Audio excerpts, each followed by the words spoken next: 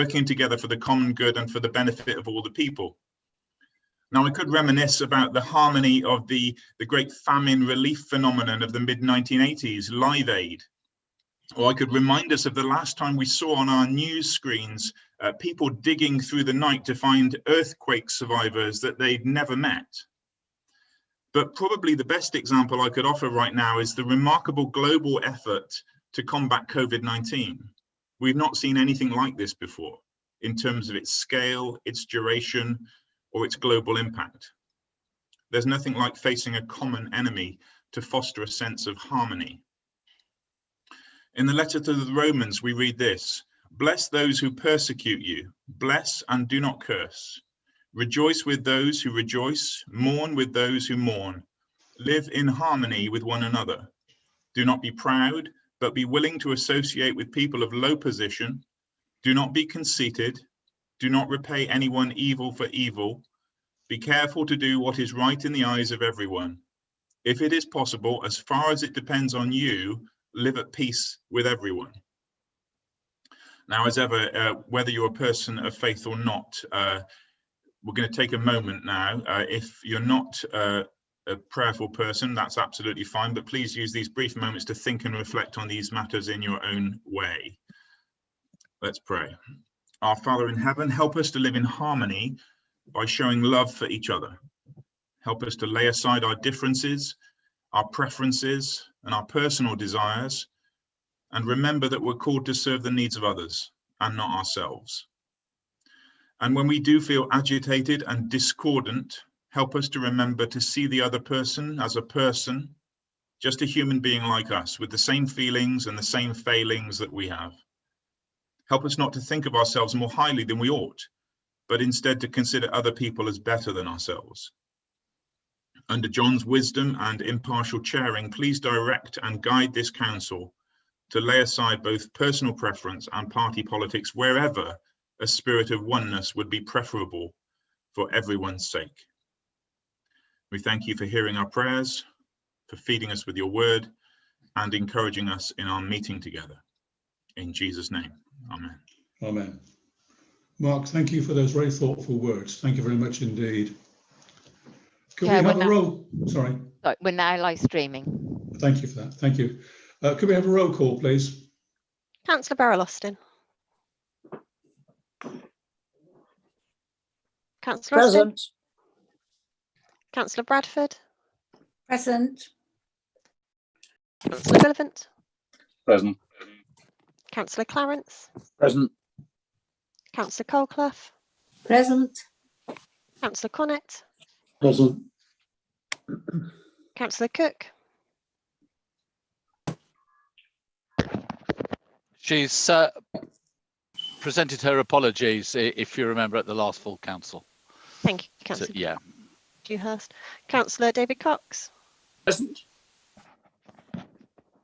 Councillor Hugh Cox. Present. Councillor Dawes. I'm here. Councillor Dewhurst. Present. Councillor Evans. Present. Councillor Goodman Bradbury. Present. Councillor Gribble. Present. Councillor Haynes. Present. Councillor Hayes.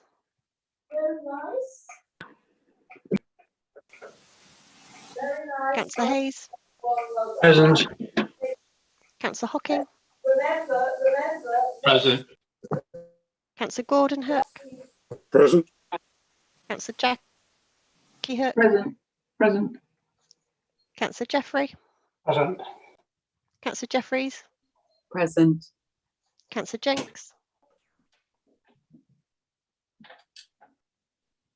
Councillor Jenks. Councillor Keeling. Present. Councillor Kerswell. Present. Councillor McGregor. Present. Councillor Morgan.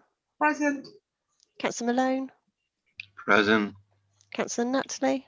Present. Councillor Nuttall. Present. Councillor Orme. Councillor Orme. Councillor Parker Calm. Present. Councillor Patch, Present. Councillor Peart, Present. Councillor Linda Petherick, Present.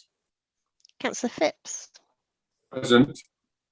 Councillor Purser, Present. Councillor Rollison, Present. Councillor Russell, Present. Councillor Swain, Present. Councillor Taylor, Present. Councillor Thorne, Present. Councillor Toome, Councillor Toome, Councillor Wrigley, Present. Councillor Parker, Present. Councillor John Petherick. Present. Thank you very much indeed. Just a few points on today's meeting protocols. Please ensure your microphone is on mute if you're not speaking. Also, keep your camera on during the actual meeting. Should a comfort break be required, which is normally at the 1.5 hour point, and I'll make a judgment when we get close to that time, members are asked to switch both camera and microphone off for the break period. Should you wish to comment on anything and wish to address the council, please raise your electronic hand. I am a co-host and they appear on my screen in the sequence that you actually raise your hand. So you actually form an orderly queue as such. Are there any apologies for absence? As well as Councillor Cook, I've got Councillor Eden and Councillor Foden. Okay, thank you for that, Sarah. Thank you. Sorry, Chair, could you also add, I know Councillor Toome was trying to get in, he's away on business, but he's trying to get in, so could you extend his apologies as well, please? Thank you for that. Could I, Chris Jenks has just contacted me. He can't get away from work, so he's sending his apologies. Okay, Thank you. Thank you. Any more? Okay, thank you for that. So item 2, the minutes to approve as a correct record and sign and the minutes of the previous meeting, which was held on the 22nd of February. Do I have a proposer, please? I'll propose, Chairman. Thank you, Councillor Connett. And a seconder? Councillor Nutley. I'll second it. Oh, Councillor Nutley, was there a split second before you, Councillor Cox? So could we go to the vote, please, on that, Beth? Councillor Austin. Sorry a second. I do apologise. See, Councillor McGregor has raised his blue hand. Councillor McGregor. Thank you, Chair. Sorry about that. It was just that my understanding of the protocol was normally to ask whether everybody or anybody had any comments regarding the minutes first. Okay. Do you have a comment then? The thing. So my only point was that in the minutes it says that the motion presented regarding standards at the last full council meeting would be referred back to full council. Oh, sorry, to executive from full council, and it hasn't been referred back to executive. It's going to the new committee, which we detailed later, which I think was actually the point that was discussed previously. So it was just to say whether that could be adjusted to show that it's going to this new committee. Are you okay with that, Sarah? It will go to executive, who will then make a decision as to where they want to refer it, and if they refer it to the new procedures committee, or straight back up to council, that will be for executive, but that's how it is in the minutes. Okay, thank you, Sarah. I see that Councillor Patch has also raised his hand. Councillor Patch. Thank you, Chairman. Similar to Councillor McGregor's point, my notice of motion at the last full council was, according to the minutes, to be referred to executive. Now, there has been at least one executive meeting since then, and it wasn't on the agenda. And I'm just wondering what the plan is for dealing with that in light of the possible new arrangements. Would you mind commenting on that, please, Leader? Oh, you are. Thank you. Thank you, Chairman. Apologies if Councillor Patch wasn't aware. I thought we'd explained. The executive have nowhere to refer the motion until council considers the creation of a procedures committee today. If procedures committee is approved by council, we will have somewhere to refer Councillor Patch's motion to for it to be considered, and that's why it wasn't on the agenda of the executive at the last meeting. Thank you. May I ask for some clarification, please, Chair? My understanding is that the executive could actually discuss it and then refer it to council for consideration. Chairman, in light of the fact that Council was also considering a procedures committee, it seemed entirely appropriate to hold it in order that it went to the group of members who were tasked with the job of looking at that. So that's why it was done, and for quite proper reasons. Thank you, Chairman. Thank you, Leader. Right. Can we now go to the vote, please, Beth? Councillor Austin.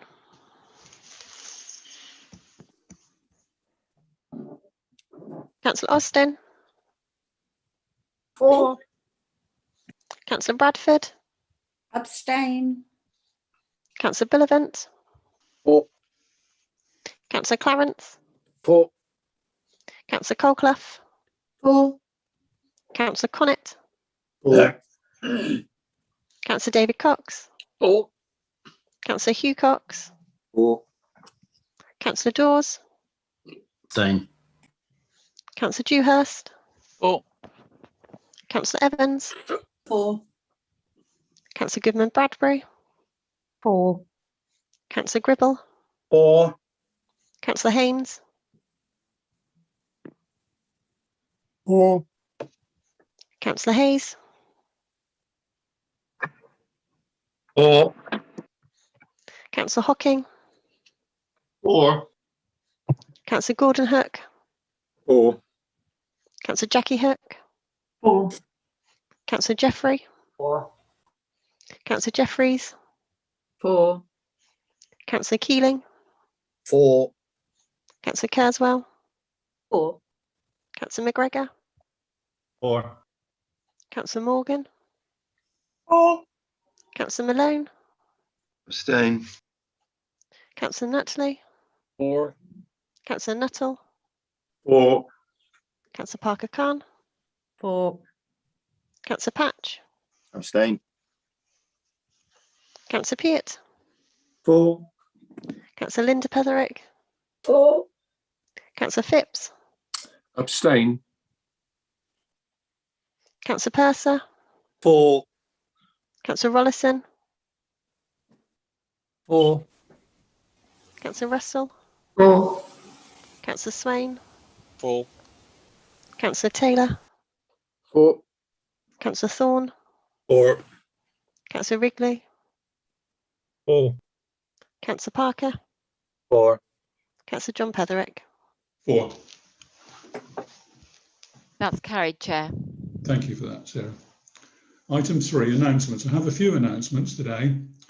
Following the sad passing of His Royal Highness the Prince Philip, Duke of Edinburgh, there was a National Book of Condolences opened. That book is still open, and there is a link on the Teignbridge Council website should anyone wish to offer their condolences.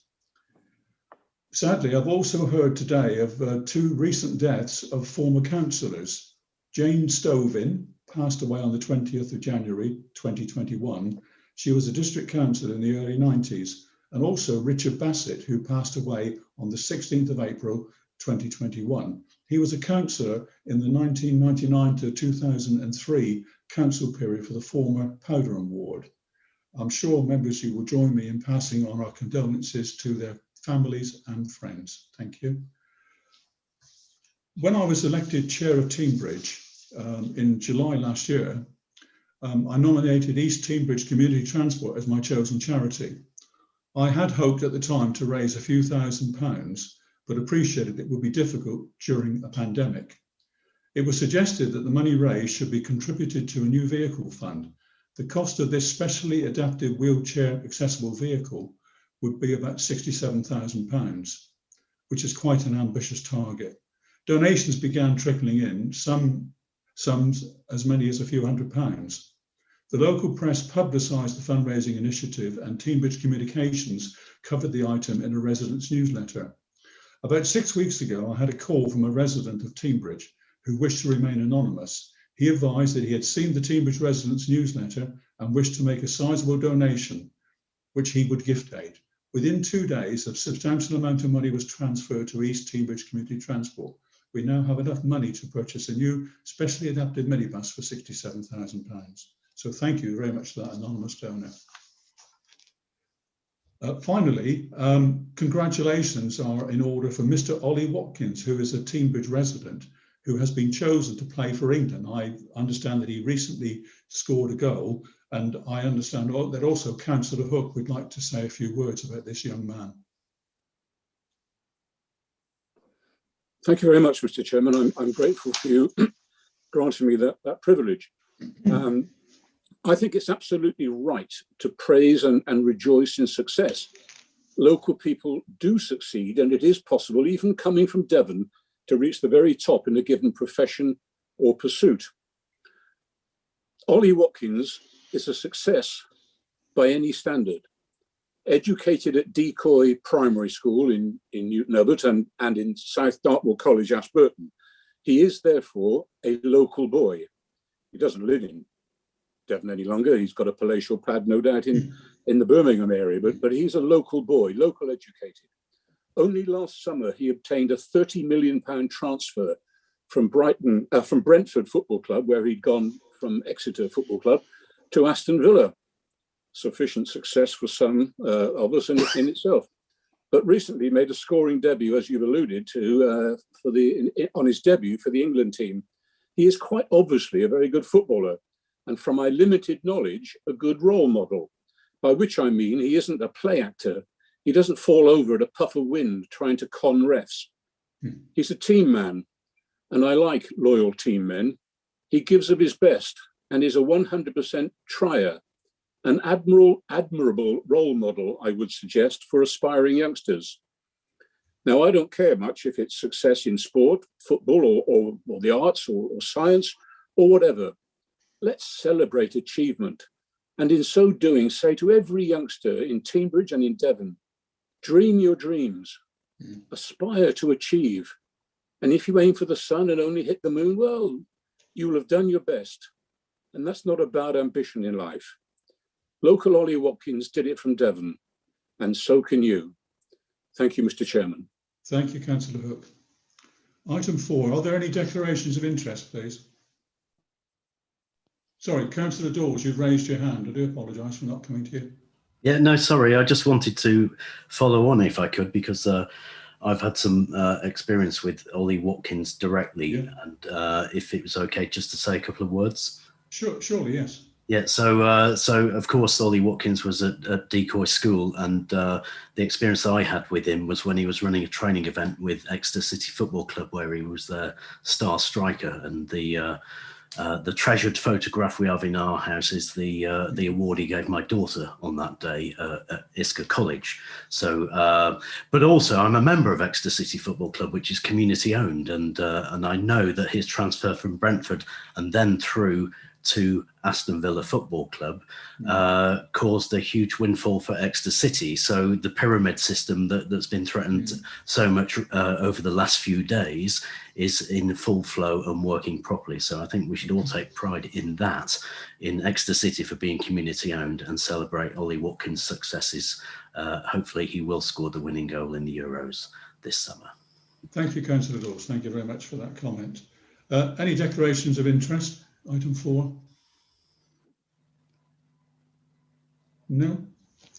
Public questions. We have one public question today from Dr. Richard Ward. Can you hear me, Dr. Ward? Yes, I can, Chairman. Thank you. Okay, so you've actually presented a question to the Executive Member for Economy and Jobs, and you've received a response, I understand, today. Yes, I have, yes. So do you have a supplementary question, but should actually link in with the original question that you asked? Yes, thank you very much for your response. We did have 3 very, very helpful meetings with Councillor Connett, Neil Blaney and Tom Butcher and Louise Brinton. But the memorandum of understanding that came through from Tom Butcher didn't seem to reflect what we felt the meetings had achieved. So assuming that we can come to an agreement over that memorandum of understanding, how will we carry on with the discussions as promised, in what sort of forum and in what form, please? Thank you. Councillor Jeffries, would you like to respond now or respond at a later date in writing? Thank you, Dr. Ward, for your supplementary question. I'd like to provide a written response at a later date, if that's okay. Given the nature of your question, I think we need to have give it due course and come back to you with a written response, if that's okay. So, yes, that would be very helpful. Thank you very much. Thank you very much. Thank you, Dr. Ward. You're welcome to sit in our waiting room now, our virtual waiting room, and enjoy the rest of the meeting if you like. But I suspect you've got other things to be getting on with. Okay. Well, thank you very much for your time. That's very kind. Thank you. Thank you, sir. Goodbye. There aren't any councillor questions. None, Chair.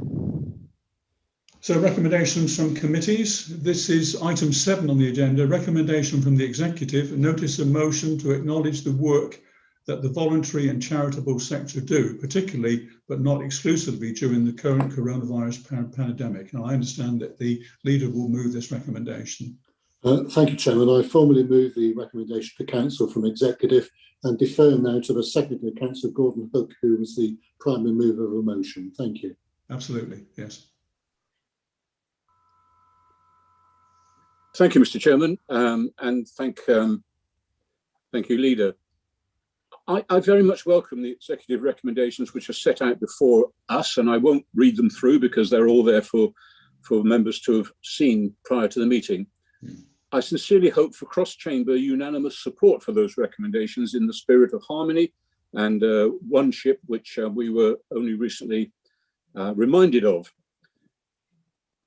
Ladies and gents, councillors, we have witnessed firsthand the simply outstanding exemplary work undertaken by numerous volunteers across the district in the last 15 months or so, with help given to our communities by volunteers, sometimes working within organised groups, sometimes working alone, but all striving to help overcome the worst impacts of coronavirus. I am sure that you, knowing your communities, will acknowledge that and recognise people or groups within your communities for whom that is appropriate.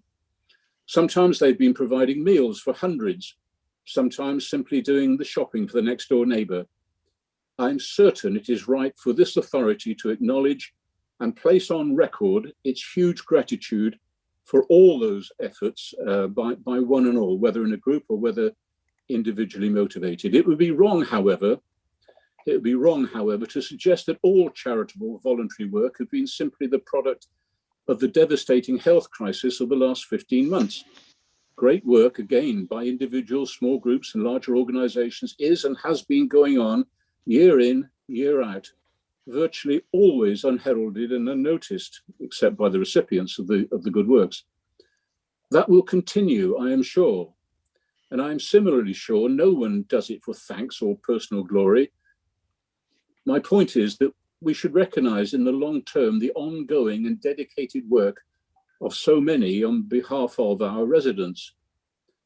That may be with regard to COVID, but equally work over a period of time with the young and the old, with sport in the arts. Could be scouts and guides, the WI, the list is potentially endless. And in my opinion, the local authority, we, have a duty to encourage, recognise and thank one and all. The least we can do, therefore, is explore the possibilities, which is essentially the fourth point of a fourth recommendation coming forward, and see how best on a regular, probably annual basis, say a collective thank you, and in so doing, recognise and encourage such activity.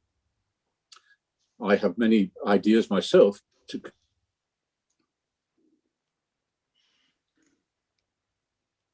Councillor Hook, you've frozen mid-sentence. I see that we have a proposal and it's been seconded.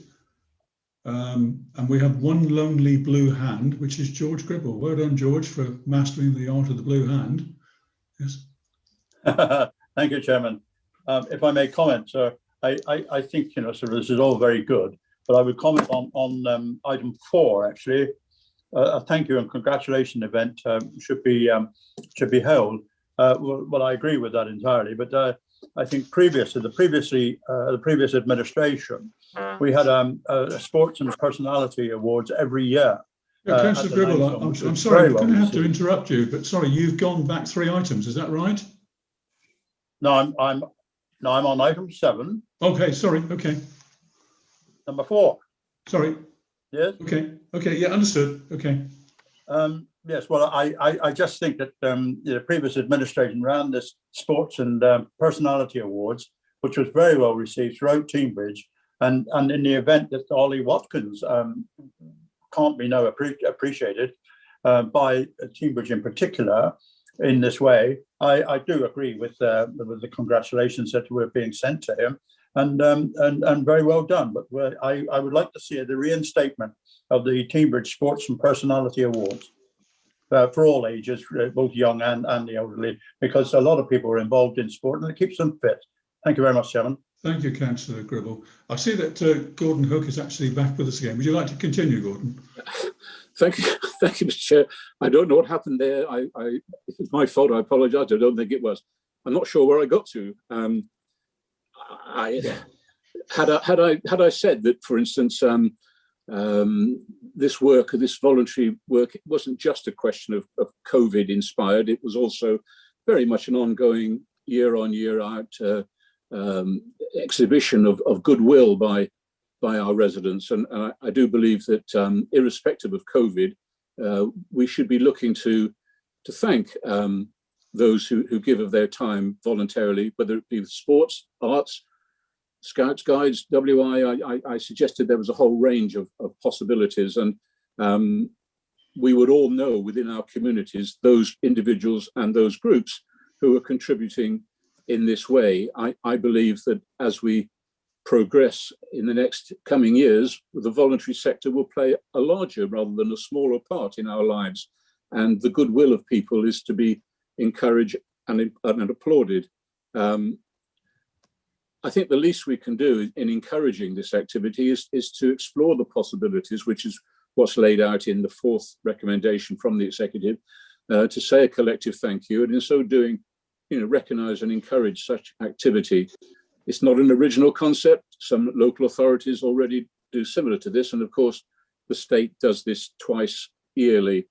Teambridge should say thank you, I believe, and I sincerely hope we can see the benefits of this proposal. I could go on and make a lot of suggestions. I will refrain from doing that. You may have heard some of them already. I don't know where we are with this, but we have the sports awards, which the CV epidemic rather interrupted over the last 12 months, but I'm sure that will continue. That's good. I just think that this is another area where we as a local authority could be encouraging, and encouragement is a great thing.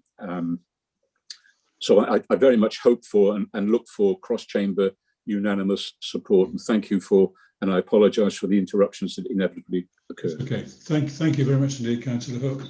I see there are a few blue hands. Councillor Bullivant. Thank you. I totally endorse the spirit of what Councillor Hook has suggested, and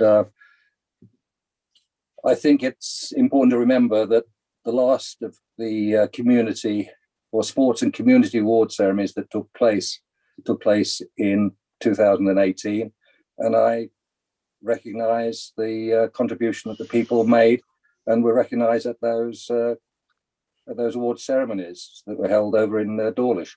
And I certainly would think that that is a suitable vehicle for carrying forward our wish to recognise the people making contributions to our communities, and that's something we should put in place.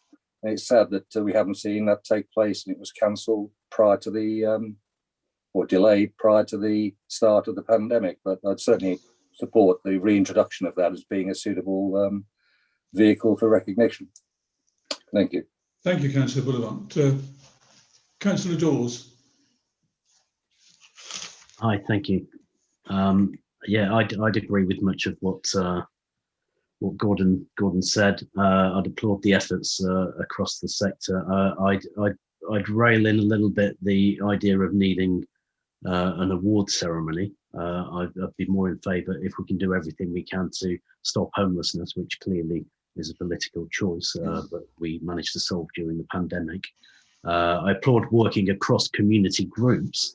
And I like Councillor Hook's suggestion that we have some cross chamber agreement on matters. I'm still perplexed as to why we can't have any cross-chamber input into the future of the Alex when our group has the largest skills in that area and we've been shut out of any of those conversations. So I'm finding that difficult to understand, but I would also have issues with point 4 on the recommendation in terms of award ceremonies. Okay, thank you, Councillor Dawes. Councillor Cox, David Cox. Thank you, Chairman. I did attend the sports on behalf of the voluntary sector, actually, the sports and community awards. And whilst they're wonderful and they should carry on, I think the danger of tacking on community and voluntary to the sports awards was actually a mistake. And in some ways, by having a winner, we're sort of saying there's also obviously inevitably losers, which is great in sport, but it isn't great in the voluntary sector. And the voluntary sector is so wide, and during the pandemic, Councillor Bullivan, lots of councillors took part in helping out people who were not normally part of a regular volunteering thing. And it was, I think, a great credit to this district that we had so many people. In fact, we had to turn away volunteers at some point for Christmas Day doing things. Councillor, whilst he was chairman, Councillor Keeling did an award ceremony for the people who received the NHS award, the voluntary sector group. Now, that was not a winner take all. That was a celebration of people who had passed a test. I do wonder if that could be the basis of a thank you to just invite representatives of all the voluntary groups, not have a winner, not have a loser, and just a little reception at Old Ford House with the chairman, your good self, of the council, to say thank you for all the work you do. And, Teamage is pretty good at working with the voluntary sector, but if we keep working with the voluntary sector, that's great, because we can achieve more together than we certainly can apart. I do understand there are probably the council officers think we're all anarchists in the voluntary sector, and we run on a shoestring. But the voluntary sector has done a lot of good for this district, and I'm very pleased that it was supported very heavily during the pandemic. It was given finance and support to do its job. So I thank the council for that. But I don't think tacking on. I think the Sports Personality Award scheme is a great scheme, but it's great for sports clubs. It's not really good for community groups, and they should have a separate thank you that isn't necessarily winning a prize. Just a little reception to say thank you, you're appreciated. Okay, thank you, Councillor Cox. Councillor McGregor.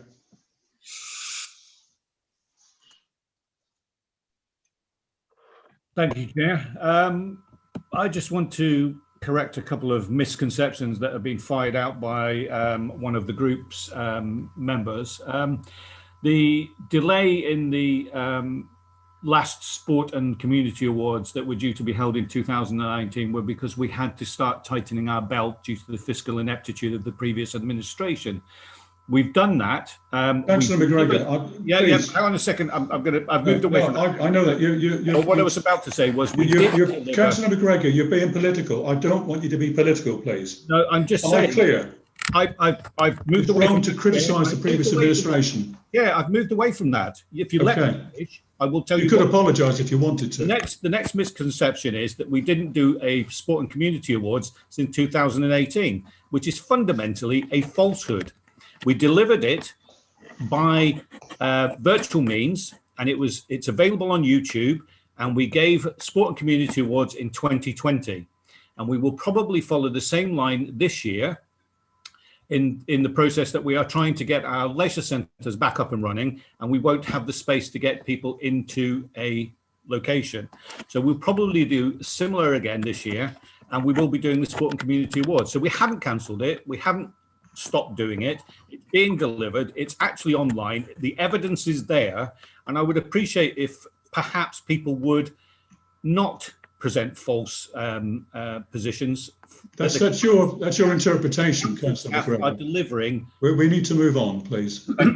Okay, Councillor Peart. Thank you, Chair. I did nominate somebody this last year for the Sports Award, and this is our local boxing club, and indeed he did win the category. But I was a little bit disappointed that there was no certificate or anything issued which he could put up in the boxing club for the rest of the boxers to see, it would have been nice to have some kind of paper or some kind of plaque recognition. It's not a criticism, but it would have been nice to encourage the rest of the squad and anybody else who entered. Thank you. Thank you, Councillor Piet. Councillor Dewhurst. Thank you very much, Chair. So I completely agree with Councillor Hook's motion here, and I very much take on board the comments of Councillor Cox regarding the difference between sport and volunteering, in the sense that one has a winner and with the other everybody is a winner. And I'd particularly like to just mention a woman called Ella, who stood up to fly tippers the day before yesterday in Ugbrook, reported them to the police. One lone woman against a number of men fly tipping in a quiet country lane. This is the kind of things that all too often just get missed, and I'd just like to personally say a massive thanks to her for doing that, and if the council can find these people, we will come down on them. Thank you, Chair. Leader of the Council. Thank you, Chairman. I just wanted to try and restore what this motion is about. Actually, this motion is about celebrating voluntary and community organisations and the sterling work of so many people, groups and individuals during this pandemic, this most awful tragedy that's befallen us and the globe. And frankly, I'm a little bit astonished that Councillor Gribble started the sort of extension of that to the sports awards. There's a place for that conversation. It's somewhere different to this. Can we just focus on actually remarking ourselves and the residents of Teignbridge and the organisations, the voluntary groups, about the sterling work that they have done? That's the focus for this. Thank you, Chairman. Thank you, Leader. Thank you for clarification. Councillor Linda Petherick. Thank you, Chair. I think it's a wonderful idea. Not actually sure about giving awards, because who would you choose? Each and every volunteer, you know, makes a massive contribution. When I used to work for Red Cross on an annual basis, I would organise an event for all the volunteers. They paid for nothing. The management used to meet up with them. We used to have a lovely evening where they would networked, and they also shared good practice and ideas. They were fed and they were watered, and they had lots of positivity towards them. So I'm not sure about giving out awards, but I do agree with doing an event for them to show our appreciation. Thank you, Councillor Petherick. Councillor Dawes. Thank you. Just coming back on a couple of the comments, I'm perplexed as to why the chair would accuse a politician of being political. That's exactly his role. We're in a period of purdah now. We're treading on the toes of purdah if we are political. And I wonder why the leader would censor Councillor Gribble for putting forward an opinion in a debate. It just seems some sort of totalitarian approach that's unhealthy. Thank you. Thank you for that. Councillor Kurzweil. Thank you, Chairman. I agree that there are many volunteers who have done sterling work throughout this pandemic in particular. And I'm quite in favour, I think, of acknowledging these people. And I do like the idea of a small reception at Old Ford House. I think that wouldn't cost a lot of money. People would be appreciated. And I think that may be a nice way to go. As for the Sports Personality Awards, I was lucky enough when I was chairman of the council to go to one at Langston Cliff Hotel. It was absolutely marvellous. It was heaving with people. Everybody made it into a very, very special occasion, from the nominees to the people that won. And obviously the hotel did wonderful trade. So for business, it was very good.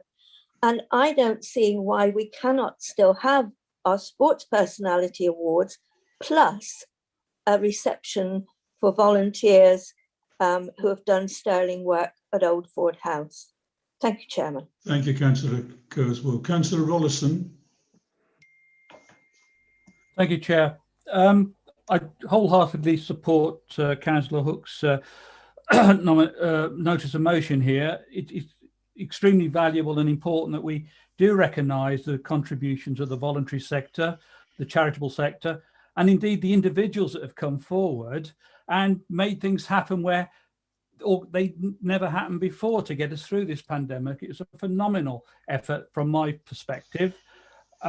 We should acknowledge these people in their own right, not take it on to any other event. And I really would imagine that members would have the political acumen to not mix this up with politics and squabbling, because the voluntary sector nor the public are going to be terribly interested in that.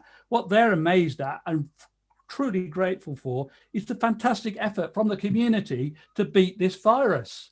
And to see a load of politicians squabbling is absolutely, you're letting yourself down, mate. So that's my point of view. Let's get an event. It shouldn't be a competitive event. It should be for everybody that contributed, whether they can attend it or not. So thank you, Chairman. And thank you, Councillor Rollison. Thank you very much. Councillor Hayes. Yes, thank you, Chairman. I've been involved in voluntary work for over 10 years, way before I was a councillor, serving the community. And I can speak on our behalf by saying we don't need any applause, we don't need any awards, we do it because we care. A simple thanks is just all we need. And that's all I've got to say, really. Thank you. Thank you very much. Councillor Patch. Thank you, Chairman. I would echo the sentiments of the last speaker and other speakers that there are an awful lot of voluntary organisations who operate outside of pandemics and within pandemics. And I think it would be remiss if we were to single out one or two or three or four, however many of those people who've worked very hard over the last year or so, and not to mention others.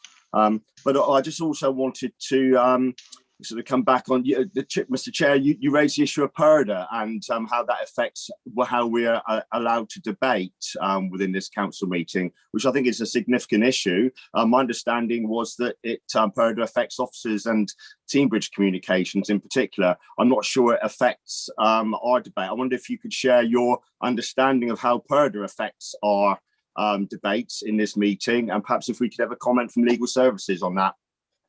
Well, I'm happy for legal services to say that now. Could legal services please advise us about PERDA? Thank you. Yes, so there seems to be some confusion from members from some of the comments that are being made, but the council is discouraged, bearing in mind the law on the matter, from promoting any particular party or candidate.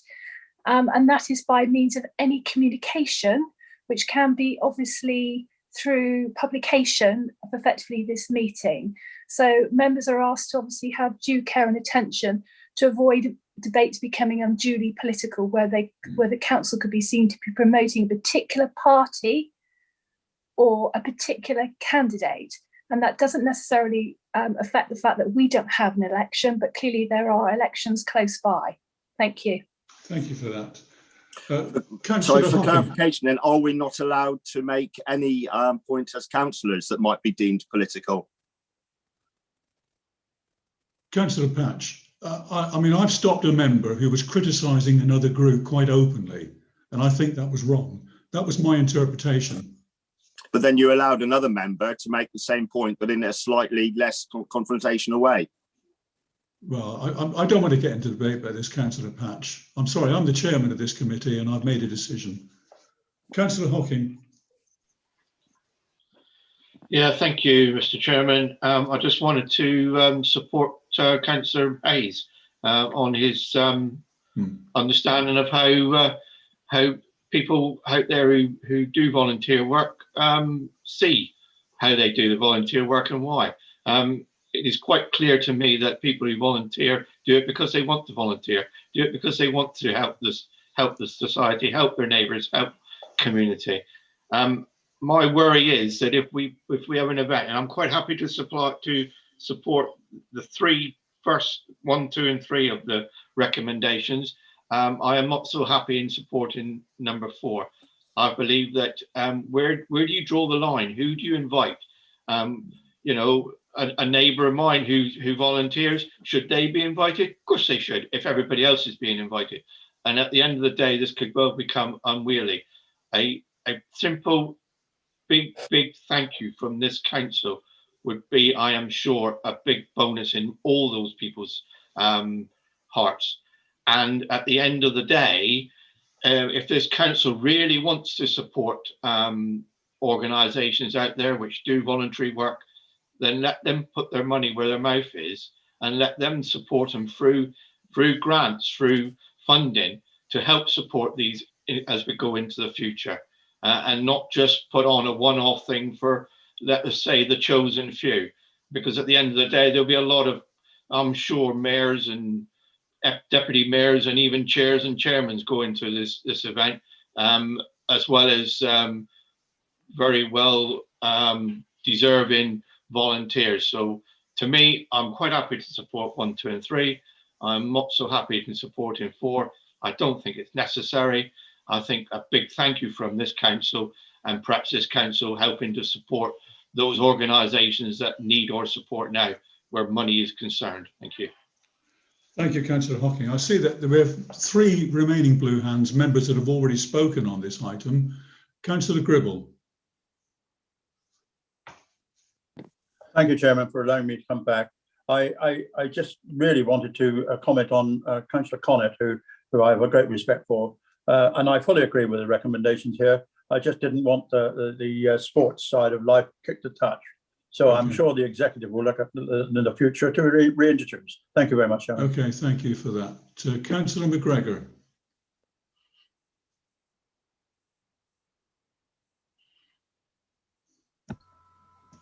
Thank you, Chair. Just to re-emphasise that it's not been kicked into touch, and that it did go ahead last year, and it's probably going to go ahead again this year, perhaps virtually. But just to make a point, and this is actually emphasised by Councillor Ron Pert, is that the Sport and Community Award mainly gives to people who are providing charity work even in the sports sector. So these people are volunteers giving up their time to work with disadvantaged children. The boxing club was a worthy winner because for that very reason, really, and that's a gentleman who's a former world champion, who won the title by beating one of my favourite boxers at the time. And he won it because of the work he does in the community. So when we talk about sports and community being separate, we have to bear in mind that many of these sports awards go to people who are working in community. So that is still a consideration, and it's not been kicked into touch. So it's a little bit disappointing that we keep hearing that being mentioned. Now, in terms of the motion, I'm fully behind every point on the motion. I would say, however, that within the next 12 months, we have to see and wait and see what happens in respect of COVID, because we are by no means out of the woods yet. And the Prime Minister is still talking about, a potential third wave, and we are looking at variants cropping up around the world. So we do have to provide a little bit of caution, and perhaps in principle back the motion, but wait out to see what's happening before we make a concrete decision on how we proceed. Thank you very much. Thank you. Councillor Linda Petherick. Thank you, Chair. Listening to the debate, I think one of the issues seems to be about giving nominations and making it into an award ceremony. Would it not be possible to change that into a thank you event, which would be a different thing altogether?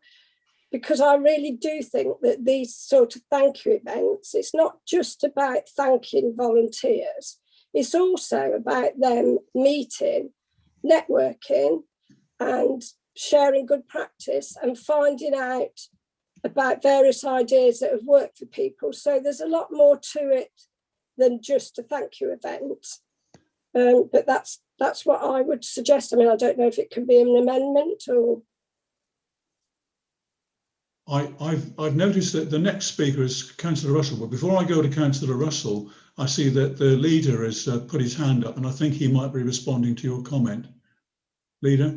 Well, thank you, Chairman. It's just to draw colleagues' attention to item 4 in the motion, which is simply to say a thank you event be agreed in principle. The executive member for Homes and Communities with officers explore how the event could be held, how nominations could be made, and report back to a future council meeting. So I think that deals with everything, Chairman, in the sense that all we're doing is agreeing in principle that a thank you event, not an awards ceremony, a simple thank you event is held, and council is further consulted on what that might look like. And it deals with the issues that Councillor Linda Petherick has raised, that Councillor Hocking has mentioned, and some of the others as well. And I think it's an entirely appropriate motion, and I would resist amendment because I think it picks up the points that have been made. Yes, thank you for the clarification, Leader. Last but not least, Councillor Sylvia Russell. Oh. Well, thank you, Chairman. Well, as somebody who's been very much involved with the Sports Personality Awards, really, right from the beginning, I think it's right that it's kept for that, and the community awards are treated entirely separately and deserve a separate recognition. I would point out that the Sports Personality Award evening was fully sponsored as well, and it was greatly looked forward to by everyone who attended, particularly those who were going to get awards. And there were video presentations of their achievements throughout the evening. So it was special in that way, and I hope it could possibly be restarted again when we get over this emergency. But certainly on the community side, when I was chairman of the council, I did have some receptions and invited lots of members to, lots of representatives from the voluntary sector. We used to hold chairman's lunches at one time, and that was always a nice thing to do, where you not only drew in people from the community, but also officers and staff as part of the guest list to give them a recognition for what they did for this council and in the community as well. And perhaps we ought to start to consider going back to some old courtesies that we used to be able to enjoy when you're chairman, to be able to acknowledge what people do in a more personal way, and using Ford House, of course, and the facilities at Old Ford House, which are underused, I think, these days. Thank you, Chairman. Thank you, Councillor Russell. So we've had a proposer for the recommendation and a seconder. So can we go to the vote now, please, Beth? Councillor Austin. Or Councillor Bradford. Do I not get the chance to sum up, Mr. Chairman? I thought the mover of the motion normally had a right of reply at the end of a debate. Well, I don't know. I might be out of order. If you feel the need, then please do. Thanks. I would just like to respond to some of the points made, and some of the points were far more relevant than others. And I welcome all the responses. I don't know where I got to with my speech. If the intention is not in any way to be divisive or to be excluding, it's on the contrary to be inclusive and to be as broadly based as possible. I refrain from giving my interpretation of what should happen because that is clearly contained within item 4. We want to explore, we want to see the possibilities, we want it to be inclusive. And as Councillor David Cox rightly pointed out, it's not a question of winners and losers. We're all winners in this context, and the more we encourage, the better that will be, in my opinion. I could spend the next 20 minutes talking about what I would like to see, but that is not the role. That is not the role right now. Beryl, I'm perfectly conscious of that, and I really don't want to delay matters any further. Okay. I don't want this to be an expensive event. It could be low cost or no cost. It's a way in which parish councils and town councils could nominate from their communities. It could be individual members of this council. It could be members of the public. Anybody would be free to nominate, in my opinion, and I hope that a wide range of nominations would come forward and a wide range of persons and groups could be celebrated and thanked. Thanking people is a good thing to do. Let's rejoice in that and try and move forward together. Thank you, Mr. Chairman. Thank you, Councillor Hook. Beth, could you resume the roll call, please? Councillor Austin. or Councillor Bradford. or Councillor Bullivant. Or Councillor Clarence. or Councillor Colclough. or Councillor Connett. Or Councillor David Cox. or Councillor Hugh Cox. or Councillor Dawes. Or Councillor Dewhurst. 4. Councillor Evans. 4. Councillor Goodman Bradbury. 4. Councillor Gribble. 4. Councillor Haynes. 4. Councillor Hayes. 4. Councillor Hocking. Abstain. Councillor Gordon Hook. 4. Councillor Jackie Hook. 4. Councillor Jeffrey. Abstain. Councillor Jeffries. 4. Councillor Keeling. 4. Councillor Kerswell. 4. Councillor McGregor. 4. Councillor Morgan. 4. Councillor Malone. 4. Councillor Nutley. 4. Councillor Nuttall. 4. Councillor Parker Calm. 4. Councillor Patch. 4. Councillor Peart. 4. Councillor Linda Petherick. 4. Councillor Phipps. 4. Councillor Purser. 4. Councillor Rollison. 4. Councillor Russell. 4. Councillor Swain. 4. Councillor Taylor. 4. Councillor Thorne. 4. Councillor Wrigley. 4. Councillor Parker. 4. Councillor John Petherick. 4. That's carried, Chair. Thank you. So moving on to item 8 on the agenda, recommendation from the Executive Future High Street Fund, the Executive Member for Economy and Jobs to move the recommendation. Councillor Jeffries. Thank you, Chair. It's good to hear that there's such a support today and recognition of the needs of the younger generation and the wider community and what they contribute to the area. Cross-collaborative work is key to fostering a vibrant area. I'm sure most people agree with me. And that leads me on to our paper today that I'd like to present to you. This paper about the Future High Streets Fund seeks full council support today in accepting the Future High Streets Fund offer of circa 9.2 million investment. The grant will support long-held ambitions for Newton Abbot as a premier market town and will enrich the town's offer to create a vibrant town centre for everyone, but in particular future generations. There will be a presentation now from my colleague and questions afterwards. Thank you, Chair. Thank you.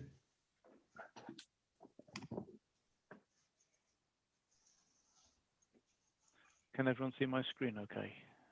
Yes. Okay, thank you. Thank you, Chairman, and good morning, councillors. We've prepared a short presentation to accompany the recommendation to you today, which goes into a bit more depth on the proposals we've submitted to the Future High Street Fund bid and the background to where they came from. The aim of the Future High Street Fund is to renew and reshape town centres and high streets in the way that drives growth, improves experience, and ensures future sustainability. Following a very competitive process, which required us to demonstrate that the projects were not only transformational, but also were deliverable and financially viable. The fund also requires any awarded money to be spent by the end of March 2024. We're awaiting final government approval, which is expected now in early May, and we now need council to confirm the budget as set out in the recommendation, which has already been provisionally accounted for in our budgets. And this is to ensure that we provide the necessary match funding for the projects as per our submission. Newton Abbott's been a market town for around 800 years, remaining relevant and adapting to the needs of its community over that period. The type of market has changed in that time, and the Future High Street Fund offers the opportunity for us to deliver the next evolution of a market town. Plans for this evolution of the town have been developed over the last 10 years or so. So this slide highlights a number of different studies and plans developed with input from residents, councillors and key stakeholders over that time. Each element of our bid can be traced back through this work in some way. As a council, we also have a recent history of investment and regeneration in the town, delivering on the vision and intervening where there has been market failure. We should be under no illusion that if the council hadn't been making those investments over time, the market wasn't lining up to do so. Through all of the work, a vision has emerged for Newton Abbot as Devon's premier market town, well connected, accessible, and meeting the needs of the immediate and wider community. The Future High Street Fund has presented an opportunity to deliver on that vision, access and funding to make those changes. The scope of the fund has been set by government, and the projects chosen were considered to be the best fit from our work over the last 10 years. It demonstrates the importance of having a plan and being ready to respond. There are 4 key elements to the bid: the markets quarter in the heart of the town centre, a new cinema, pedestrian improvements along Queen Street, and improvements to the national cycle network. I'll give you a brief overview of those core elements. And these are the schemes that the bid has been assessed on and the provisional award has been given for. First is the markets quarter, focused on the Market Hall and Alexandra Cinema building. It'll be a flexible, mixed-use space that improves the town centre offer for both the daytime and the evening economy. The building was originally designed as a corn exchange, but was split to become a market hall and a theatre, which then became a cinema, which now has theatre use for 2-3 weeks per year. We monitor footfall into the market hall on a daily basis and have seen a decrease of 35% over the last 5 years. Markets across the country have been facing the same issues. This isn't unique to Newton Abbot, and we think there's a consensus that something needs to be done to halt that decline and reverse it to increase footfall both into the markets and into the town centre. By creating a more flexible space, we can make better use of the building throughout the day and create a destination with much broader appeal, attracting more people into the town. Examples we've seen from other towns have shown that a good market can increase footfall by 25%. This is an artist's impression of how the Alexander Cinema building could be opened up and flow into the Market Hall building. While there's food and drink use shown in the drawing, it's proposed to create a flexible space that can accommodate other users, including performance space. More detailed work on this will be undertaken once the funding has been secured and architects have been procured to look at the more detailed designs. As part of the work building up to this, we looked at other examples across the country. The scheme here shown in Altrincham and Greater Manchester has shown how well this approach can work. It's got a very similar feel to the Market Hall in Newton Abbot, and they've seen an increase in their footfall by 25% in the 7 years between 2010 and 2017. As part of the submission, we undertook survey work to help develop the bid. This slide sets out some of the key feedback and confirms the appetite for change and the need to broaden the appeal. We've also had constructive discussions with the Friends of the Alexander Theatre regarding the flexible performance space and have developed a memorandum of understanding that's been sent to the Friends, setting out how we'll engage with them on developing these plans. And obviously you heard from Dr. Ward earlier, that work is still, and those discussions are still ongoing, and will carry on once confirmation's been given by members. We're also working with Scott Cinemas for a new 4-screen cinema in the town. We know that there's both a need and demand for a cinema capacity in the town. We did look to bring forward a scheme back in 2018, but we ultimately had to shelve that because the project wasn't viable. The Future High Street Fund has allowed us to revisit that plan. This slide sets out some of recent feedback from surveys which looked at the impact of lockdown on cinema goers and the wider benefits cinema have on the community. Of note in all of this are the varied age groups that have missed being able to go to the cinema, the different demographics who will be coming into our town. The works and improvements to the markets building will see further investments into a cultural quarter, following on from Devon County's investment in the Passmore Edwards Library building and the Town Council's investment in Newton's Place. The recycle improvements proposed as part of the bid, and that's part of a wider network for the National Cycle Network. You can see hopefully the different coloured elements and the key to the right-hand side showing the existing routes in green, the proposed routes to be funded by the Future High Street Fund in purple, proposed future routes in orange, and then existing routes in yellow. So you can see that we don't yet have a connected network, and that there are a number of routes coming into the town, some completely segregated for pedestrians and cyclists. However, when you get into the town itself, it requires cyclists to join the main road. So the intention in the long term is to bring all these pieces together and create a better cycle infrastructure, which in turn can encourage greater usage as people feel a lot safer cycling around Newton Abbot. The Council is committed to sustainable travel improvements, not only due to the contribution it makes to the climate change agenda, but also to enhance the quality of the public realm and give greater priority to pedestrians and cyclists. By developing improved, safer routes, we not only encourage sustainable travel options, but also help with physical and mental well-being. The survey work we undertook before submitting the bid showed strong support for improvements and the potential for increased use of cycling for town centre users. And whilst cycling isn't a significant mode of transport for shoppers presently, it does have the potential to be a more realistic option in the future, and clearly with better infrastructure in place that will encourage more people to consider that option. The improvements along Queen Street are to improve the pedestrian experience, providing wider footpaths. This artist's impression shows a junction with Albany Street and Lemon Jelly on the corner, and shows the benefits to the visitor of having wider pavements and a more pedestrian-friendly public realm. Again, there was support for the changes from our survey work, but we do appreciate we'll need to do a bit more work on the design once the funding has been secured, and that will include engagement. We thought it'd be helpful to show the change in nature on Queen Street over the last 20 years, and there's quite a bit of detail in here. Things to point out is to show the difference. Obviously, it's quite stark at the top on Haven of the number of shops along Queen Street, although interestingly, there's double the number of charity shops in the same period. We've also seen an increase in cafes, hairdressers, services, and residential uses. So the nature of the area is changing. This is more likely to want to spend more time in the town, visiting the businesses, and less emphasis on pop and shop. So the next steps, we'll develop more detailed engagement plans on the different aspects of the proposals. The market and cinema project is to be delivered between 2021 and 2025. So I mentioned earlier about the funding needs to be spent by end of March 2024. We can still carry on with projects where we're not utilising the Future High Street Fund for that element after the end of March 2024. So some of that funding will be Teambridge funding.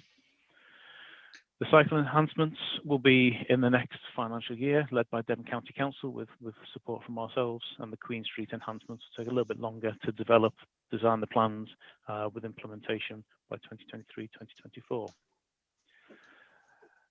So just as a recap, what we're hoping to achieve from the Future High Street Fund projects: develop Newton Abbot into Devon's premier market town, to see an increase in footfall into the town centre, to increase the appeal of the town to a much wider range of visitors, enhancements to the evening economy offer, and to create a modern, more flexible town centre. I now hand it over for any questions. Thank you.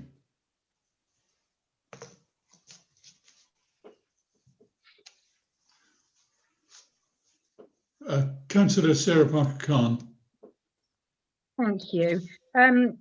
I think we can probably all recognise how important this revitalisation of Newton Abbot is to its future. And after having looked at the proposals and hearing from Dr. Ward this morning, there are obviously still concerns around the Alexandra Theatre.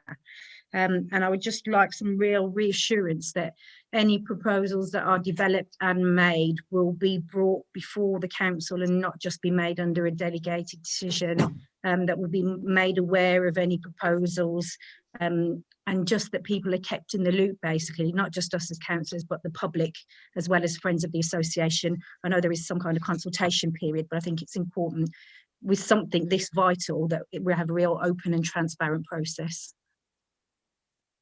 Thank you, Sarah Parker-Khan. So, Councillor Bullivant. Thank you. I'll keep my comments very, very brief because of Perda, but I think it's important to remember that Newton Abbot itself received its charter to be a market town in 1220. So it's almost, well, exactly 800 years ago. And the investment to change the town to make it more of a focused market is obviously very welcome. And I think it's something that will be certainly something that future generations look back on, hopefully, as it being a great success. So I'm delighted that the council is coming forward with these proposals. I think they are subject to the input of residents and other people, going to be the right ones for the town, and endorse and be happy to propose or second this motion as it goes forward. Thank you. Councillor Dawes. Hi, thank you. I've got some concerns actually about the the optimism for the 4-screen cinema. I was wondering actually if anyone within the team or within the council has any experience of running cinemas, because I've run joint ventures with Picture House Cinemas across the country, the largest independent chain, or should I say former largest independent chain of cinemas. They're now owned by Cineworld, and the flux and fluidity that has hit the cinema industry has not solidified at all. It is in a state of a complete nowhereness at the moment because of streaming and COVID, and the release of films is not guaranteed. I would forewarn this council that they may well be supporting the investment in infrastructure and the development of something that will not have any public utility in the future. Conversely, the Alex Cinema, which we all refer to as a cinema, the building and that space predates cinema by some 100 years. So the utility of that space is actually without doubt a public community performance space. But of course, we're not talking about that at the moment, and we haven't been involved in any of those discussions. But it's a word of caution. I don't know the basis because I don't think the industry knows the basis of how cinemas will operate in the near future. Thank you, Councillor Dawes. Would Neil or Nina like to respond to Councillor Dawes' question? Yes, we're in discussions with Scott Cinemas, who are the current providers at the Alexander Cinema, and they'll be the ones to take over the new 4-screen cinema. So it'll be a continuation of what we've got at the moment, and they are still keen. They still think that there'll be the market for it, and are confident moving forward. Okay, thank you for that. Councillor Malone. Thank you. I've seen the engagement survey upon which much of this is predicated, and you know, I have to say I think a lot of it is slightly nonsensical. It's worded in such a way that it's very hard to disagree with it. I mean, of course we all want better disabled access. Of course we all want greener high streets. But I don't think most people in Newton Abbot want to see what's proposed here unfolding before their eyes and then being told that they agreed to it.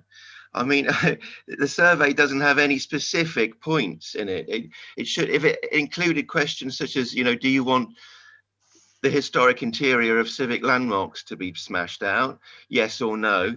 Do you want your high streets planned by people by committees that don't include anyone who know really anything about culture? You know, questions like, do you want all the parking in Queen Street to be removed whilst we also press on with plans to double the size of this town? You know, I think the answers to those questions would have been very forthright and very clear. And I think that the survey that was put to people should have made these things far more, should have spelled them out far more clearly to people. Thank you, Councillor Malone. Would either Neil or Nina like to respond to Councillor Malone's questions? Sorry, I wasn't sure what the question was. Thank you. I mean, about the consultation process and the accuracy of it. Why didn't we just ask people straightforward questions about what is actually on the blueprint, not nebulous questions about do you want your town to be nice? Thank you. Well, the plans come from sort of, it's not just one lot of consultation. It wasn't, I mean, they were the surveys that were done to inform the submission, which links in with what the government had set out for the criteria. The plans and ideas had been generated for many, many years. As I said in the slide, that started in 2010 in terms of the publication, but there were plenty of engagement activities before that, looking at how the town's going to change, and with those changes, some things that exist now will have to be different. So it's the questions we're trying to look at how we introduce the things that we've been told for many years people want to see. So increasing sustainable forms of travel, improving the public realm, but also looking at how buildings are used. And you know, these are there's opportunity in all the questionnaires for people to give views and alternative views, and if they disagree, and they were all considered. It's looking at the solutions and ultimately coming back to the vision of what we're trying to achieve.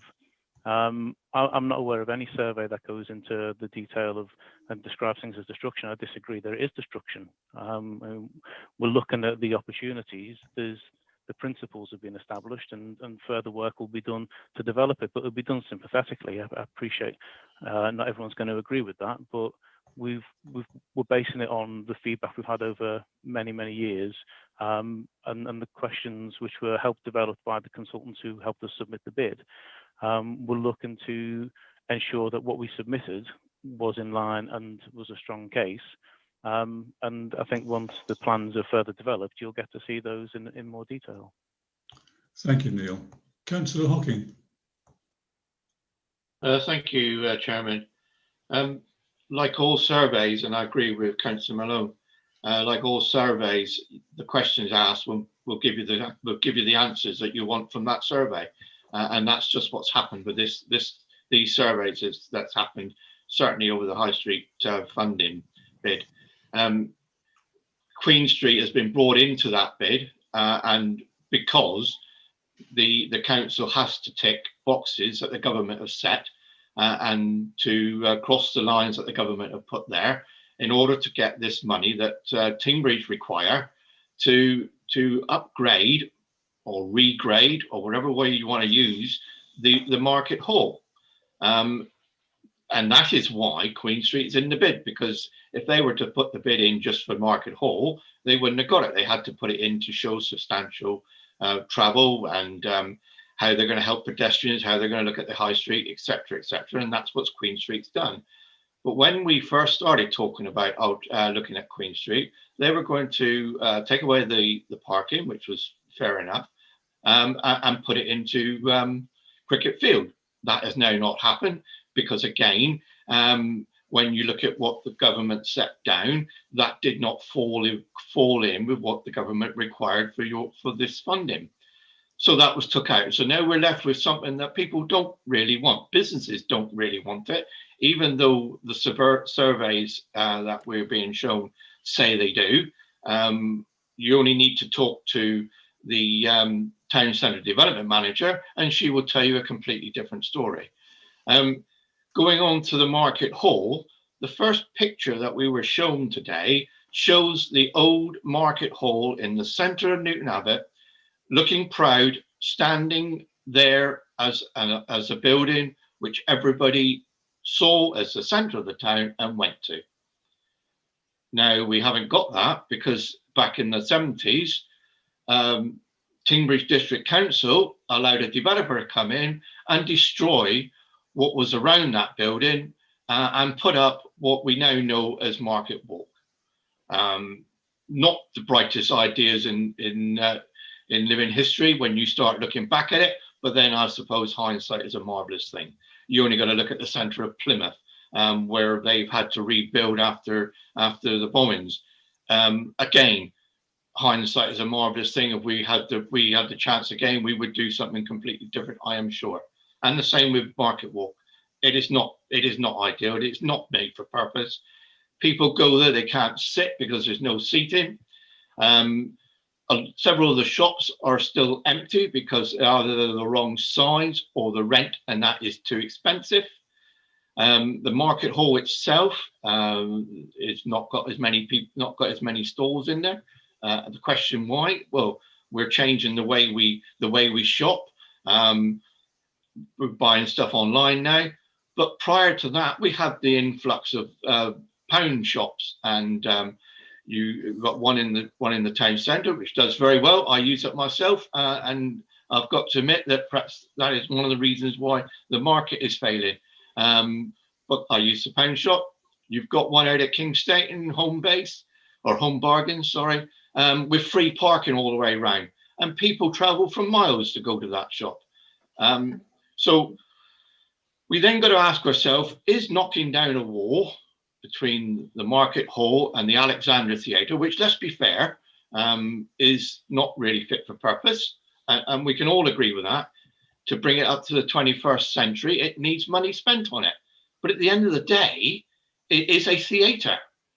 And if we were to spend a little bit of money on it and have the right management organisation in managing it, I am sure that could be an income for this council, without destroying what's there.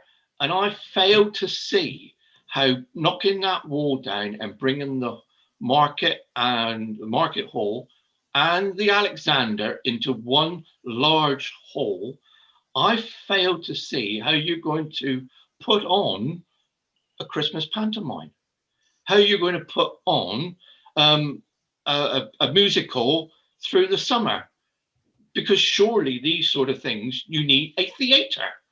And by knocking down that wall, you've not got a theatre. You've got a large open building which is being turned into a cafe, turned into a bar stroke restaurant with several removable market stalls at one end and some purpose-built units at the other. I can't see how this is going to work, and I fail to see how this will work. We've been told that there's going to be a memorandum of understanding with the Friends of the Alexander. But what does that mean? You know, there's nothing. We've got no documentation to say what was in there, and yet we're being asked to agree to these budget figures now, before we know exactly what's going to happen. I fail to see, and this is my own personal opinion, and I have been Newton Abbot all my life, born up in King Staton, but Newton Abbot has been my town, and I have been a Newton Abbot person, as far as I'm concerned, all my life, and I fail to see how this will help Newton Abbot bounce back from where we are. Newton Abbot has got the problems with Newton Abbot, and I think Tingbridge and Devon County Council can do a lot to help that. Our rents are too high within the town centre, or our rates are too high. All right, you'll say that's government led, but our rates are too high. If you want to improve Newton Abbot, why don't you go and walk through Newton Abbot tomorrow, and you smell the smell from the drains and that, which were never laid right from the word go when Devon County Council put in the pedestrianisation through Courtney Street. That is the areas we should be concentrating on, making sure that the environment that we're asking people to come to is correct, clean, tidy, fresh, and make sure that we've got businesses there that can come and afford the rents and the business rates that's being charged to the town centre. There's a lot of things we can do without actually knocking down a wall and titivating around inside that building. You'll never ever get that building back as a proud building, because that has been destroyed. That was destroyed back in the 70s. I wish I could support this as someone from Newton Abbot, as someone who wants to see £9 million spent in my town. I wish I could support it, but I cannot support it because of the way that these plans are being put together, and these plans are going to actually, in my view, and I hope I'm wrong, but in my view, I think these plans will do more harm than good. Thank you. Thank you, Councillor Hocking. Councillor Bradford. Thank you, Chair. I understand that a lot of work has been done with specialists who have vast experience of development schemes. But anyone who's worked in the theatre knows that the process is as important as the performance. This is a theatre we're talking about, a very old theatre. It has a life. It's a Grade 2 listed building. I've looked at the Quarter Bridges team. Not one of them has any background in the performing arts. That's like asking a baker to make a brick wall. You have a precious jewel, the Alexander Theatre. It's in your hands, and you're custodians for this rare gem in Newton Abbot. You've got a company who has no idea of the magic of theatre, and they're deciding the future of it. It's an important and historical building, and I believe should not be entrusted to anybody, with all due respect, who does not have at least some credentials to understand from a theatrical point of view what is at stake here. We need the arts more than ever now. And we can't just allow this to be about money. There's so much more at stake for this community. What are we trying to achieve? Please, please do not gut the Alexander Theatre. You only have to see the Facebook page Newton Abbot Nostalgia to realise that residents want to keep their beautiful old buildings. Moving on to the multiplex cinema, I think we're 10 years behind. We're 10 years too late. You've only got to go up country. Those places are empty. Thank you. Thank you, Councillor Bradford. Councillor Kurzweil.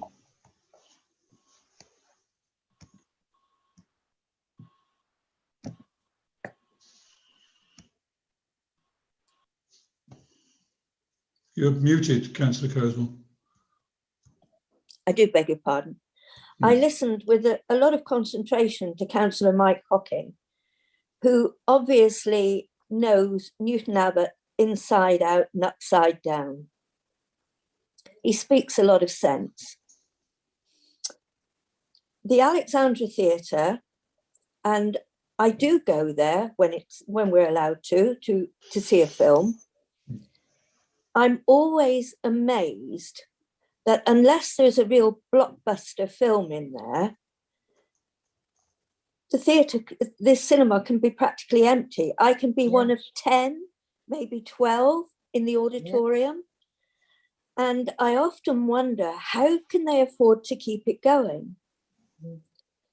It's a wonderful amenity, but how can the consultations, the people who are putting all this together, how can they warrant a multiplex cinema where there are 3, 4, maybe more screens, when they can't even service 2 to keep them full on a regular basis?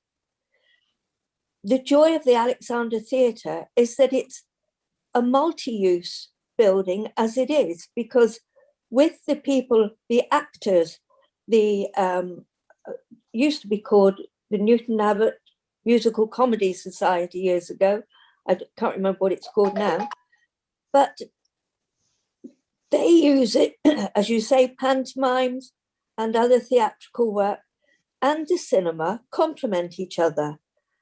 I dread to think what will happen if we lose this.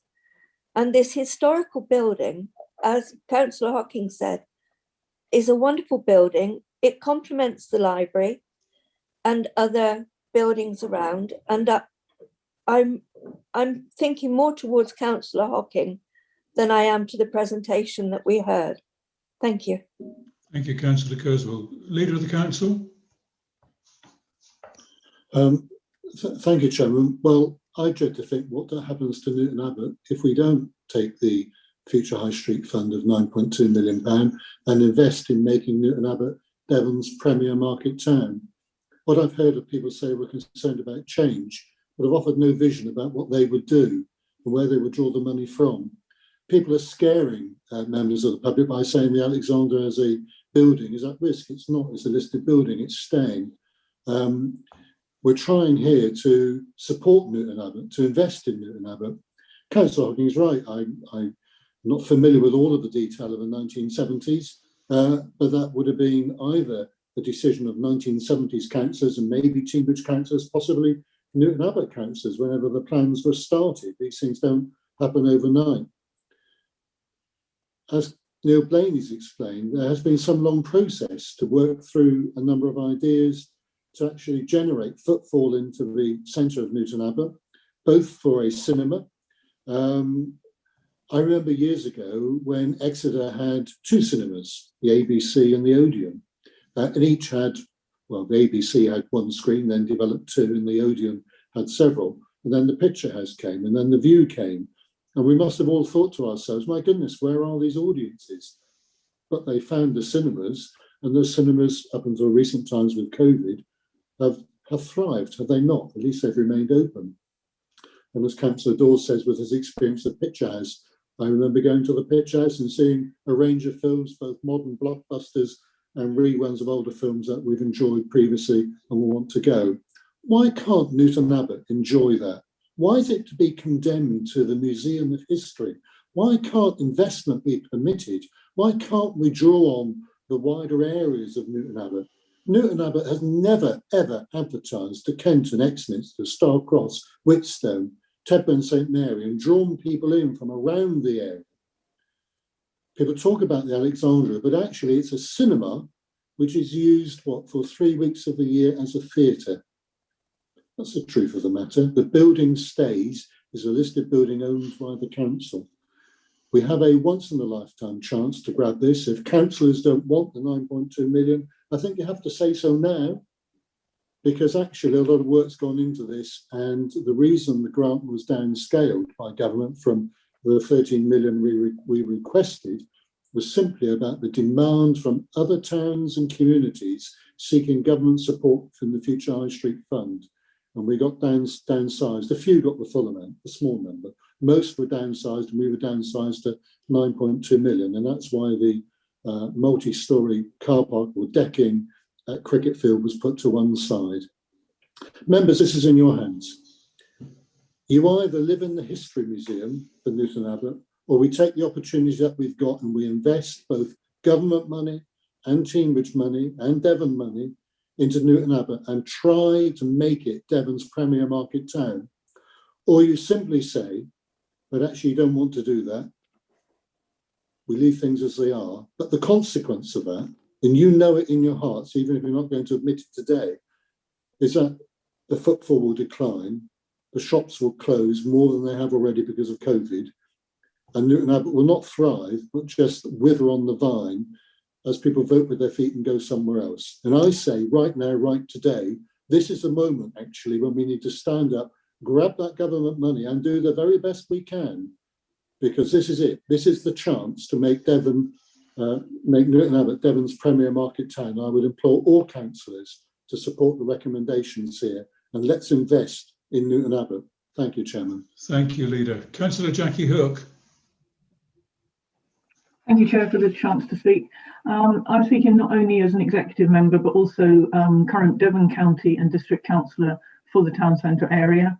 And it's not often we get the chance to confirm and approve acceptance of £9.2 million of government funding to invest in the future prosperity of the main town in our district. And that makes me a bit surprised to hear some of the comments that are coming forward today. This to me represents an opportunity for Newton Abbot to define its role as the premier town of the area. I agree. Serving not only the needs of its own residents, but those of the surrounding area and visitors to our district. It will enable businesses to prosper, the environment of our town centre to be improved, and the quality of life for all residents to be enhanced.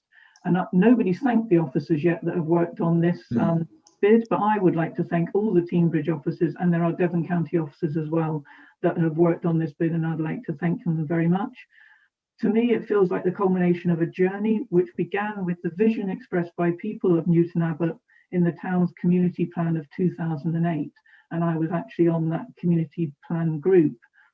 That community plan then provided the context for the Newton Abbot neighbourhood plan, which was drawn up in conjunction with the people of the town and voted by them in a referendum in 2016, following extensive public consultation.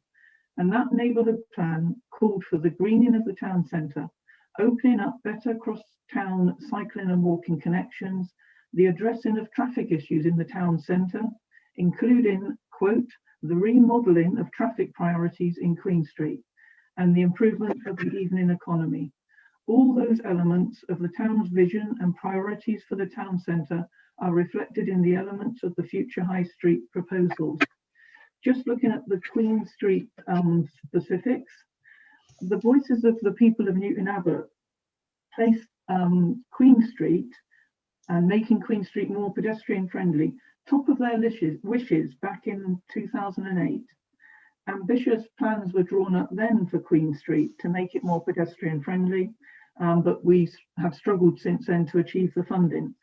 And that is why this represents such a fantastic opportunity to finally set Queen Street shops, traders, restaurants and cafes on a path to increased financial sustainability. By improving the street and lessening the impact of motor vehicles, we will create a street where people want to linger, browse and spend money. They won't have to continually step into the road to avoid others, and they won't have to breathe in the fumes of queuing cars on a Saturday afternoon. We need to remember cars don't spend money, and neither do people sat in cars. People spend money when they're out of their cars in a pleasant environment that they want to spend time in. And this is what future high street funding will enable us to do. In terms of car park capacity, unfortunately at the moment, Newton has quite a lot of car park capacity. I'm talking pre-COVID, of course. And we do have spare car parking capacity. Wouldn't it be wonderful if we didn't? Because that might show a more prosperous economy. So this is what we're aiming to get to. At some point, we may need a cricket field decking. We don't at the moment. With regards to Alexandra Theatre, these proposals, I'm surprised that people think they've come out of the blue. These proposals have been consulted on and been available for people to see in terms of the plans for the regeneration of the town centre for at least the last 3 years, more high profile since we've been discussing the future high streets bid. They were consulted on last summer, and in fact last July executive considered the public consultation responses to the bid. And at that executive meeting, I was there. I don't remember any other councillors attending. I don't think they did. Certainly no other councillors raised any concerns as a result of the public consultation responses or offered any comments on the path we were on with regards to the bid. And as we know, as we've been told, the detail regarding the theatre's future use with regards to performances is currently being discussed with all stakeholders. To me, the future high street proposals are exciting and aimed at enhancing the offer of the town to encourage footfall and help all traders in the town centre. If we're talking about the group that's meeting with the theatre representatives, I mean, I'm not on that group and I'm the county and district councillor for the town centre. I'm happy to trust our leader and Councillor Nina Jeffries to take those discussions forward. And as I understand it, Nina has a history in the arts and entertainment sector, as far as I know. I'm happy to trust them to take forward those discussions. So to me, we can proceed confident that we have the majority support of the town's residents and confident that this district council is delivering on those wishes. It is important that we continue to consult on the fine detail of the proposals to ensure we achieve the best outcome, not only for residents, not only for current residents, businesses and visitors, but those of the future, and that's what is important. We must continue to listen and seek to allow for differences of opinion about the detail of the way forward, but without losing the overall transformational vision that is behind these well thought out interlinked proposals. And I'm sure this is the desirable stakeholders. So I have no hesitation in welcoming and supporting the 9.2 million funding for our town and the proposals as outlined in the report. Thank you. Thank you, Councillor Hook. Councillor Dawes.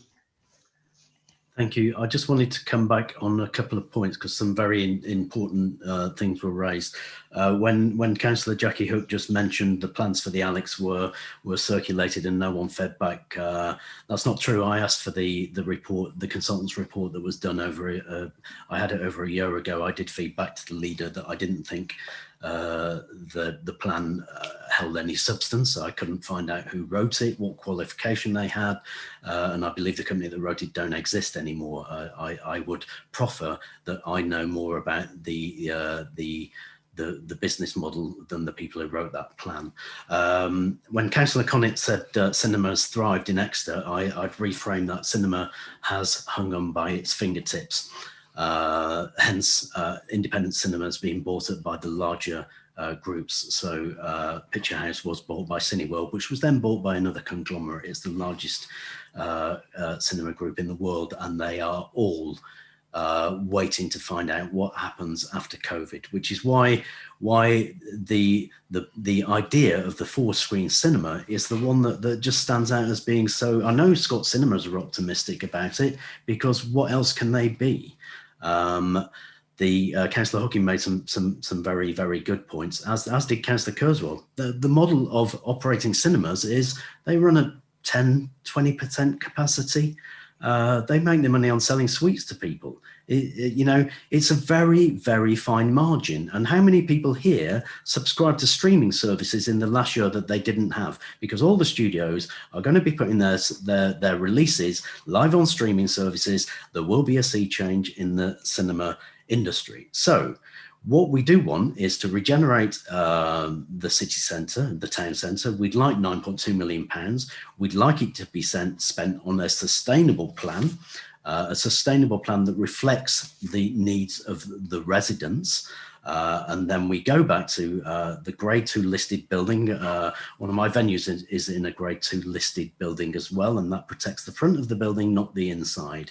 And the plans we're not debating today, but the plans were put forward to take out the centre of the Alex, the inside of the Alex, the heart of the Alex theatre, can we call it a theatre, that have been there well in excess of the time, double the time that cinema's been operating. That is the area we need to focus on. So much as I applaud the optimism, the ambition, the endeavours of the officers, I think we need to have a realism that we're working in a very, very different time, a very fluid time, and we need to change this plan. We need it to be sustainable, and one of those key points that people are excited about and emotional about is the ripping out of the heart of the Alex Theatre.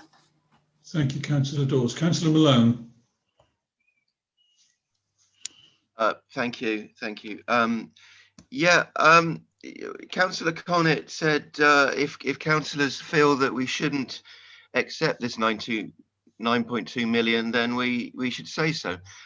Okay, I'll take that bait. If it's a choice between this plan and not taking the money, then I would say let's not take the money. We need to get away from the idea that spending money always makes things better. This council, and I'm not talking about this council, I'm talking about going back 50, 60 years, but Timbridge Council has a history of spending vast sums of money, making Newton Abbot worse and worse and worse. Now, our duties as councillors, I think, are the same as the first duties of doctors. First, do no harm. This plan is the civic equivalent of botched plastic surgery. I don't think it's money that should be spent. Now, I agree with Councillor Hocking more than I've ever agreed with anyone on this council, including possibly myself. He was right that the demolition of the Market Walk did a lot to rip out the heart of this town. And what remains of that heart, I think this is dealing a death blow to. I mean, there's nothing in this plan that puts light or laughter or music or culture into this town, and that is what is going to give it a sense of place, a sense of civic pride, and a sense of itself. There is nothing in this plan that adds any of that. It just adds ideas about, oh, people can congregate, people can do this. I have never had to step off the pavement of Queen Street into the road whilst perusing the charity shops, which are the only businesses that can really operate there. They don't need double-sized pavements to let people into charity shops. They need a relief on their business rent that will allow, entrepreneurs to take a punt on taking rented premises. They need things like that. They need real things. They don't need big pavements. And it just doesn't work, frankly. And you can't just keep saying that the public are behind this. I don't believe you. I don't believe the public are behind this. Thank you. Thank you, Councillor Malone. Councillor Russell. Councillor Russell. Thank you, Chairman. First of all, I'd just like to commend Mike on his passionate support and standing up for Newton Abbot and the way he does. He always speaks very well, and well done, Mike. But I would like to just say that had Teambridge not taken back the ownership of Market Walk and the income that it brings in, we wouldn't be able to be having this discussion today. If you remember, Market Walk was owned by some London insurance setup, and all the rents and the advantages of that just flowed into London areas where they didn't give tuppence about what happened in Newton Abbot. But we do have control now, and this is where we are today by looking further what we can do there. Market Walk has always been the principal area, and it will always be a focal point, I don't doubt. So I've got every confidence in the future of Newton Abbot. And the plans that are there. I look forward to the improvements that will come about. Sadly, we don't have the market as we used to do, and every Wednesday you would come into Newton Abbot to see the livestock and have a drink at the Globe, and the farmers would congregate. Those days, sadly, very sadly, have gone. But I don't think we need to lose the spirit of Newton Abbot by improving the centre and encouraging people to keep coming in for what's on offer in Newton Abbot. And I have every confidence in the future of Newton Abbot and the effect that it will have on the surrounding towns as well. It will be our magnet, it always has been, but it will also bring prosperity to the towns surrounding Newton Abbot. So I have every confidence. Thank you, Chairman. Thank you, Councillor Russell. Councillor Hocking. Yes, thank you, Chairman, for letting me come back. Just very quickly, I'd just like to say that Councillor Connick played a nice trump card there when he said that if we don't want this £9 million to come into Newton Abbot, we should say so now. Nobody in their right mind will say that, and Councillor Connick knows that. We all need this money to come into the town centre. This money could be spent 3 or 4 times in things that will improve the town centre. But what we're talking about, and the problem I have, is that this money is coming with a plan that I do not believe will benefit the town centre. Yes, we could all say yes, we need wider pavements in Queen Street because there is pinch points. A lot of that's down to companies putting A boards out and making the pavements narrower, which is against the law, but no one seems to do anything about it. So yes, we're going to increase the size of the pavements. I've got no objection to that. But what I have got objections to is the way that we're going to use the other bit of money, and that is the problem. They say there's going to be consultations, but the problem is that the plan is already there. The plan is in. Whatever, it may be tweaked a little bit, but the plan is there. Now, how do we, as councillors, and I'm talking for myself, how do I protect what is now the heart of Newton Abbot? How do I protect that? But also accept the fact that I'm going to have to allow that heart to be destroyed to accept this money. I am falling on the side of Councillor Malone to say if it relies on, if this money relies on us damaging, and in my view it will damage the heart of Newton Abbot, then I say I don't want it. And I know exactly what Councillor Connick will say. Well, you know, it will die anyway. Newton Abbot will not die. Newton Abbot is still the best, one of the best towns in the area. We have least shops empty than anywhere. We could have no shops empty if only we made sure that the rents were at a reasonable level so that people could come in and start up businesses. That was the idea of the market in the first place. People would go to the market and start a business up and then move out into a shop and progress that way. We have to look at this in a different way and just throw in money at the centre, at the market hall, by knocking down and making it a lot bigger, by knocking down 2 retail shops which we have now and putting up a 4-screen cinema. That cinema was never going to be there. We talked about putting that cinema under the multi-storey car park at one point, but that was poo-pooed. Again, I can understand there was height issues and whatever. But do we really want the multi-storey car the multiplex cinema right in the heart of our main shopping area, or do we want that in where our cattle market is now? Because we know very well that the sale of cattle and sheep and that doesn't happen there, or if it does, it's very, very infrequent. There is so much that could be done to Newton Abbot if only we started thinking outside this box, instead of actually putting everything into one problem, which is the market hall, because that will bring in an income. And I'm sorry to say it, but that will bring an income in to TDC, or at least they think it will bring an income into TDC if they turn it into a restaurant stroke bar where they can have a bit of entertainment. We saw a picture of a place up the country where they've done it. I have lived in Newton Abbot long enough to know that I'm not sure whether Newton Abbot will accept that. We only got to go around and see what's happened. The pubs are shut. There's several pubs are shut.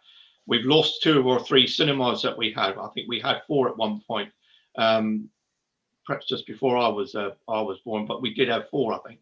We've now lost. We've only got the 1, and you know, I'm sorry. I could go on forever. I'm very disappointed in the fact that we're doing something yet again that I do not think Newton Abbot will benefit from, and I shall vote against it, even though I know I shouldn't, because the money needs to come into the town.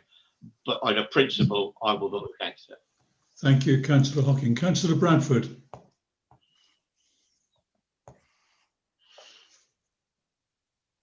Thank you, Chair, for letting me come back again. I'd just like to clarify that I too have lived in Newton Abbot all of my life. I agree with Councillor Hocking wholeheartedly. Of course, I want to say yes to 9.2 million, but I can't sign it off with these plans and getting rid of the only bit of culture we have in Newton Abbot. I feel that the Alex's fate is sealed. And going back to the Friends of the Alexandra, the Newton Abbot Amateur Dramatic Society, that they are only allowed to do 3 weeks. They'd love to do more than 3 weeks. The residents don't want this. They really don't. And I couldn't possibly vote for it. Thank you. Thank you, Councillor Bradford. Councillor Gordon-Hook. Thanks, Chair. I really didn't intend to speak on this issue. Many will be rejoicing at that, but I'm afraid I'm going to let them down. We've heard a lot this morning, good, bad and indifferent. And I wonder what people are actually thinking about. We are being offered a huge sum of money, 9.2 million, and people are actually going to vote against that gift.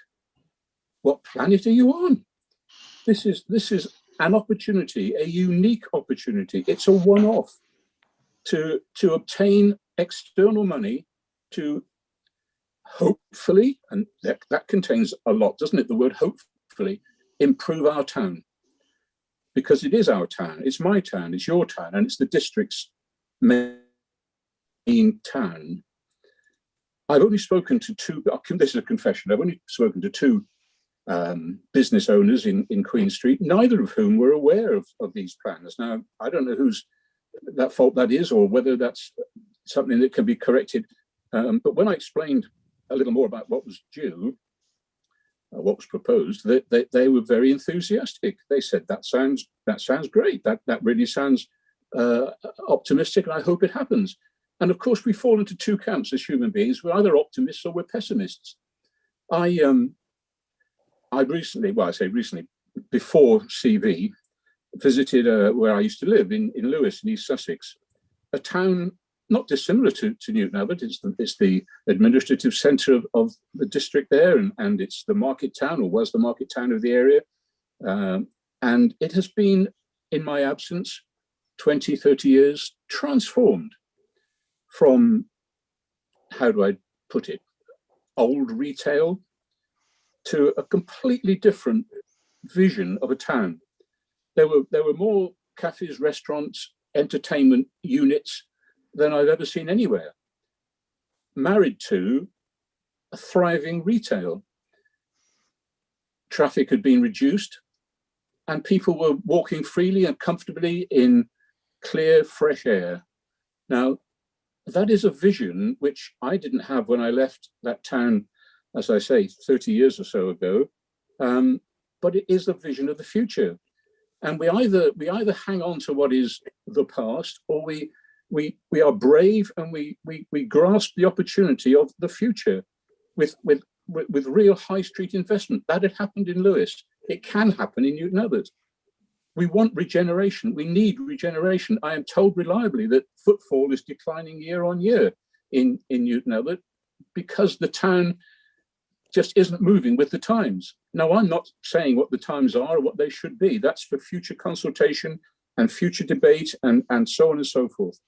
But I urge members right now to grasp this opportunity, a large sum of money coming the way of real regeneration, the rebirth of Newton Abbot. That is today, rebirth or continued decline. The choice is yours. Vote for or against, but to decline 9 million is bonkers. Yeah. Thank you, Councillor Hook. Councillor Colclough. Yeah, thank you, Chairman. Well, I've listened very carefully to all this, and certainly I'm all for regeneration of Newton Abbot, and 9.2 million is a lot towards that. I go along with all of that. The only thing that worries me about all of this is the future of the Alexander Cinema. I come from Buxton in Derbyshire, where they have a building exactly like this called the Buxton Opera House. This was a cinema which was converted into a theatre and opera house when it was necessary. It has been most successful and has done Buxton very proud with bringing people in to concerts and shows that it puts forward all the year round. It has brought money, a lot of money into Buxton. So what I can't understand is why can't we keep the Alexander Theatre as it is and turn it into a performance space of this nature, where we could put shows on all the year round that would bring people into the town to go to these concerts and shows that we could put on there.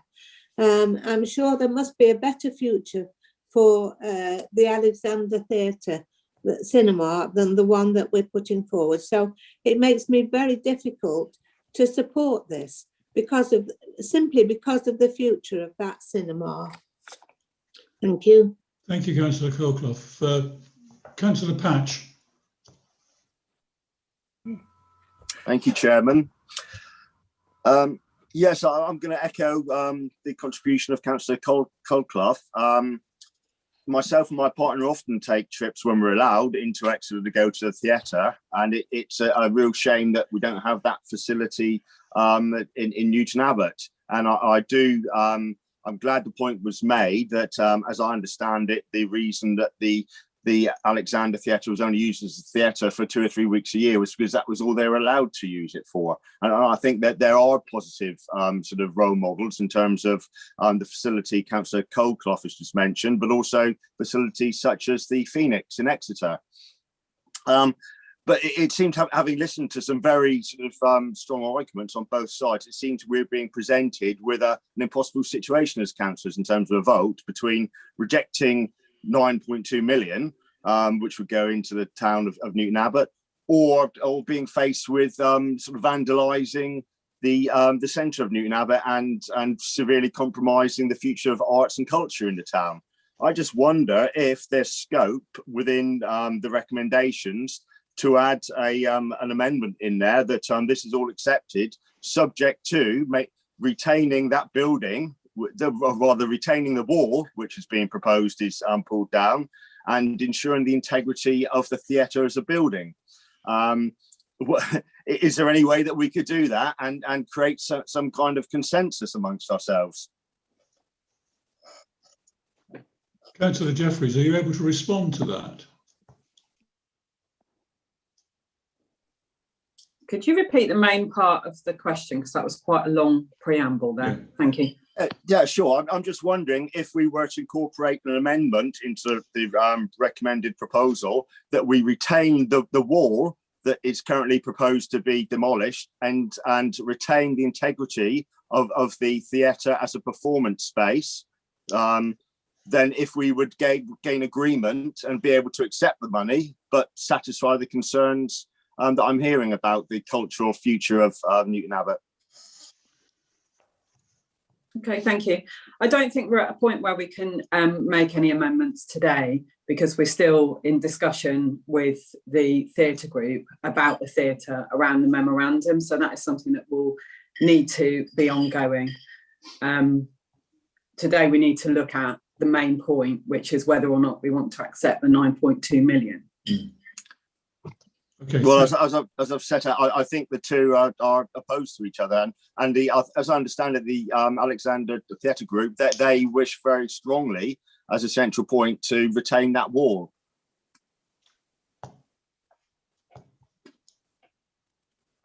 So, Councillor Patch has suggested an amendment. Is there anybody who would like to second Councillor Patch's amendment?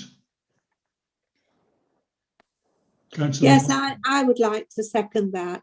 I think that would solve all the problems. If we could get the 9.2 million and leave the Alexander Theatre alone, then I'd be very happy with it, of course, for the future of Newton Abbot as well. So okay. I was happy to second that amendment. Okay, understood. So we'll just listen to the rest of the comments from other councillors, and then we'll go to the vote. So, Councillor Sarah Parker-Khan. I think before I say anything, I think Neil Blaney was looking to make comment there. Oh, right. Yeah, sorry, Chair. Because I've been made co-host, I can't put a blue hand up. The bid that we've submitted, the plans have been drawn up, but obviously there's still more detail to be done. We cannot give the guarantee about retaining the wall or not. It's something we've discussed with the group. But the use of that building, the flexible use of that building, and what income generation can come from that is an important part of the viability of the project. Now, we did look at all options, and the consultants that assisted us in developing them. I know there was reference to Quarterbridge, but they were supported by a company called Group Ginger, who do have a history of dealing with the arts as well. And when developing the scheme and the project I've submitted, a lot of the points that are being raised were considered in that work, and ultimately we put forward a scheme that was viable, delivered on the objectives, but also complied with the government's criteria of the submission. So fully take on board the points. We will be looking at the design, and the issue of the wall is something we've discussed with the group. Once the money has been confirmed, we get the architects in to help us, and we're working with the group. That's one of the things that will be looked at, but we can't make that a caveat of the decision to say that will definitely happen. I can't give you that guarantee as it stands. Obviously, the proposal is to remove it. We know that the request is in there to keep it, and look at how that space might be utilised moving forward. But it's members want to be clear that if we try and make that commitment, we can't give you that commitment. And so I appreciate the sentiment and why it's been sought, and that is something that will form part of the discussions as we move forward and look at how that all works together. But as submitted and how we've put forward and how the government have assessed it, it's based on what we've put in. Councillor Pat, so bearing that in mind, are you prepared now to withdraw your amendment? Just before doing that, Chair, I just wondered, listening to that, I'm wondering if there's a solution in terms of retaining the option at a future council meeting of voting on the retention of that wall or not, to leave the bid on the table and be able to accept the money, but with that as a future decision to be taken. Obviously, I'm not close to the contractual issues around this, but it just seems to me that if it's possible to remove that stumbling block for a lot of members and accept the money, then we should look at any possible ways of doing that. Neil, are you able to comment on that, please? Sorry to put you on the spot. I think that the risk is, if we start trying to change the submission now, and the bid now. You know, we've got the offer on the basis of what we've submitted. We've built the business case on the proposals, considering all of the options, and looking not only at what's viable, but what's also transformational. And I appreciate there's different views on what's being proposed and whether people like it or not. But I think it puts the bid at significant risk. We've got the proposal as set out, and we're seeking full council's approval of the budget. Details of the design will come through different committees. I wouldn't expect design detail to come through to a full council decision. So I appreciate there's something there that I guess councillors will want reassurance on how we take on board and discuss those issues and how we take them forward. And so the decision today is about accepting the funding. We've got the funding. The bid is the bid. It's as submitted. There are things that we can look at through the detailed design stage, but it's been appraised on what we've submitted.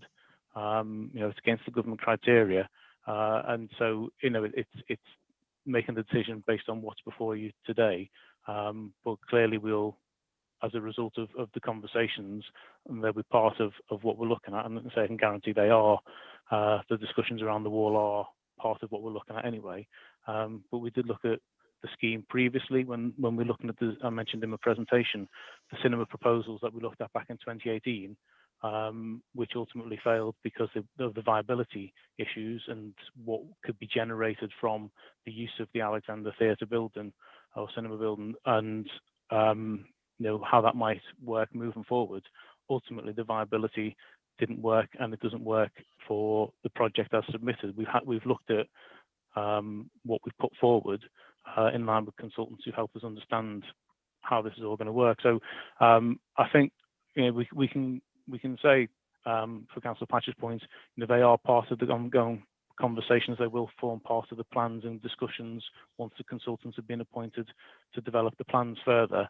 But the recommendation is solely about securing the funding and agreeing the council's contribution, the match funding, to give government reassurance on our submission. So, Councillor Patch, are you comfortable with that response? And if so, are you happy to withdraw your amendment? Just one final question, Chair. Obviously, we're getting to an understanding of the situation here, but I'd just like to ask if there is actually the possibility and the scope within the the funding bid and acceptance of the money. Is there the opportunity that that wall can be retained? And we're being told that they're part of ongoing considerations. Can it actually be retained, that wall, and us still receive the money? Well, in terms of, I mean, the funding isn't predicated on that wall staying or going. The funding is predicated on what we've submitted, and we've set out the uses and how the building will be integrated and how that will be changed, and you know, that's part of the overall offer. And what we said with the friends and what we're saying now is, you know, we will look at the wall option as part of design, detailed design work, and that was something that we discussed with the group. You know, so that as submitted, we feel that that's obviously the best option moving forward, considering all things. But that is part of the conversation, and all I can say is that will be part of the detailed design work considerations with the architects once appointed. So, Councillor Patch, there are 6 other members wishing to speak now, and more maybe. So based on what you've just heard, are you happy now to withdraw your amendment? That will give us clarification. Based on what I've heard, that it would be possible to retain the wall, I would like to keep my amendment. Thank you, Chair. Okay, thank you for that. Councillor McGregor. Sorry, Chair, I think I was next, but I let Neil go first. Oh, okay. Sorry, just and mine's just a quick question, and it's my own ignorance really, and I don't know if Neil or perhaps other councillors with more experience in this sector like Councillor Dawes or Bradford or Malone might be able to help. I'm just looking at the proposals, and it talks about theatre use and event space, and I'm assuming that that's things like live music and comedy and performance, etc. I don't know about acoustics and all those types of things. Is there any reason why a larger multi-use space won't work for theatre like that?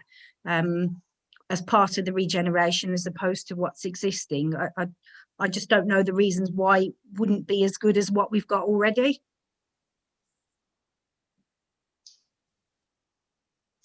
I don't know if anyone's able to answer that at all.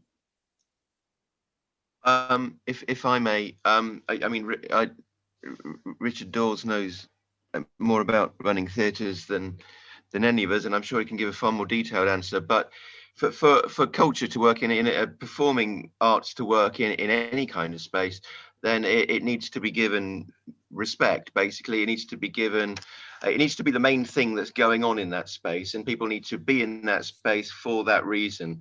And buying drinks and talking and chatting, or looking at cheese, buying secondhand DVDs, well, that needs to be very much not happening at the same time as a performance. A performance, it has to, it has to have lights for a performance. It has to have the acoustics for a performance. It has to have the emergency exits made for a performance. Everybody needs to be looking the right way. It needs to be, it needs to be treated as a performance space. This isn't a performance space. It's a retail space. And we're saying, well, we could chuck something. So some guy with a mandolin might sit in the corner or read a poem. That's how I am seeing this plan. It's not made for performance. It's made for, that could happen if we wanted it to, but it's not, as far as I can see, a space that is going to be sympathetic to that happening. Could I please follow on with that? What I prefer to do, Councillor Dawes, there's a number of people who are actually want to ask questions. And I know that you had your hand up and you've dropped it down again now, but you can certainly respond to Councillor Parker Khan's question, but I would prefer to do it in the sequence as they appear, because I know that Councillor McGregor has been waiting for some considerable time. So I will come to you, Councillor Dawes. Councillor McGregor. Thank you, Chair. In terms of the Alex building, there's a lot of hyperbole around destroying this and and removing that, and it's important to remain. The building was built as a corn exchange. It's built in exactly the same design internally as the rest of the market hall. The wall was put in to separate that part of it from the rest of the market hall as a corn exchange. In the 1970s, clearly there was a room for a cinema to go in. So Scott Cinemas have been there since the 1970s. They've been running a cinema there. So the theatre has been used very, very minimally in real terms for quite a considerable period of time. So what we're suggesting here is that as part of the £9.2 million investment in Newton Abbot, that we make some small changes, and removing one wall, extending the space, but still having creativity going on in that location is quite important. And we recognise that. And it really comes down to, and I take Councillor Hocking's points about, he's been at Newton Abbot a long time, but he'll have noticed that over the lifetime that he's lived in Newton Abbot, that it is not the same place. And what we're suggesting, in future is that we're going to force people either to go out of Newton Abbot to go to theatres, either in Teignmouth or further afield, more likely into Exeter, rather than being able to access facilities, cinemas, etc. And if we get more people coming into the town centre, then perhaps we can stop the gentle erosion of our pub scene as well, where we're losing some really pleasant little places to go for a drink and little places that we go for a meal. So what we're trying to do is retain the attractiveness of Newton Abbot. The £9.2 million is predicated on not just doing the Alex Theatre. It's supposed to be innovative. It's supposed to be ambitious. We're trying to reduce the amount of car traffic to improve the air quality, something that many of the councillors that I've spoken to today are really, really passionate about. So the point comes down to the plans aren't necessarily going to please everyone, but at the end of the day, it comes down to the balance. Do we want the £9.2 million? Is there going to be one or two people who aren't going to be happy? Possibly, possibly not. We don't know. But the situation is progress is being made with the Friends of the Alexander Theatre in terms of memorandum of understanding. And I think that's the main way forward, is direct negotiation between the Friends, and then getting that investment in and getting the town centre improved. And I think it's really important. And I say that as a person who's come down from some towns that have deteriorated for lack of investment in the town centre. So my advice would be that we back the changes, and we perhaps can look at the fine tuning, as Neil Blaney has mentioned, the officer, as we go through the consultation period to put in the final touches. Thank you. Thank you. Councillor Dawes, if you mention your point, and also could you respond to Councillor Parker Khan's question as well, please?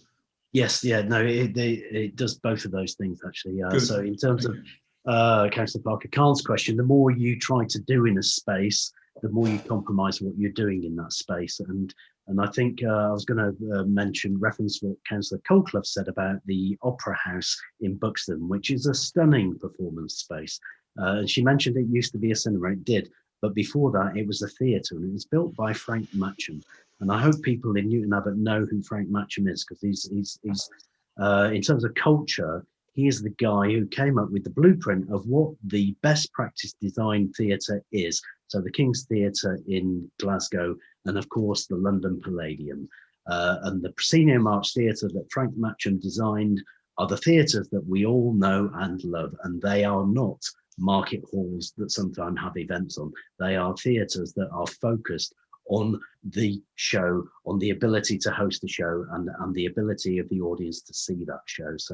So I would again rail back to say there's a format there, there's something that works. Talk to the people who've been using it for years, and I know they haven't been using it a lot because it's a commercial business that operates, and they've taken any chance that they can get in there.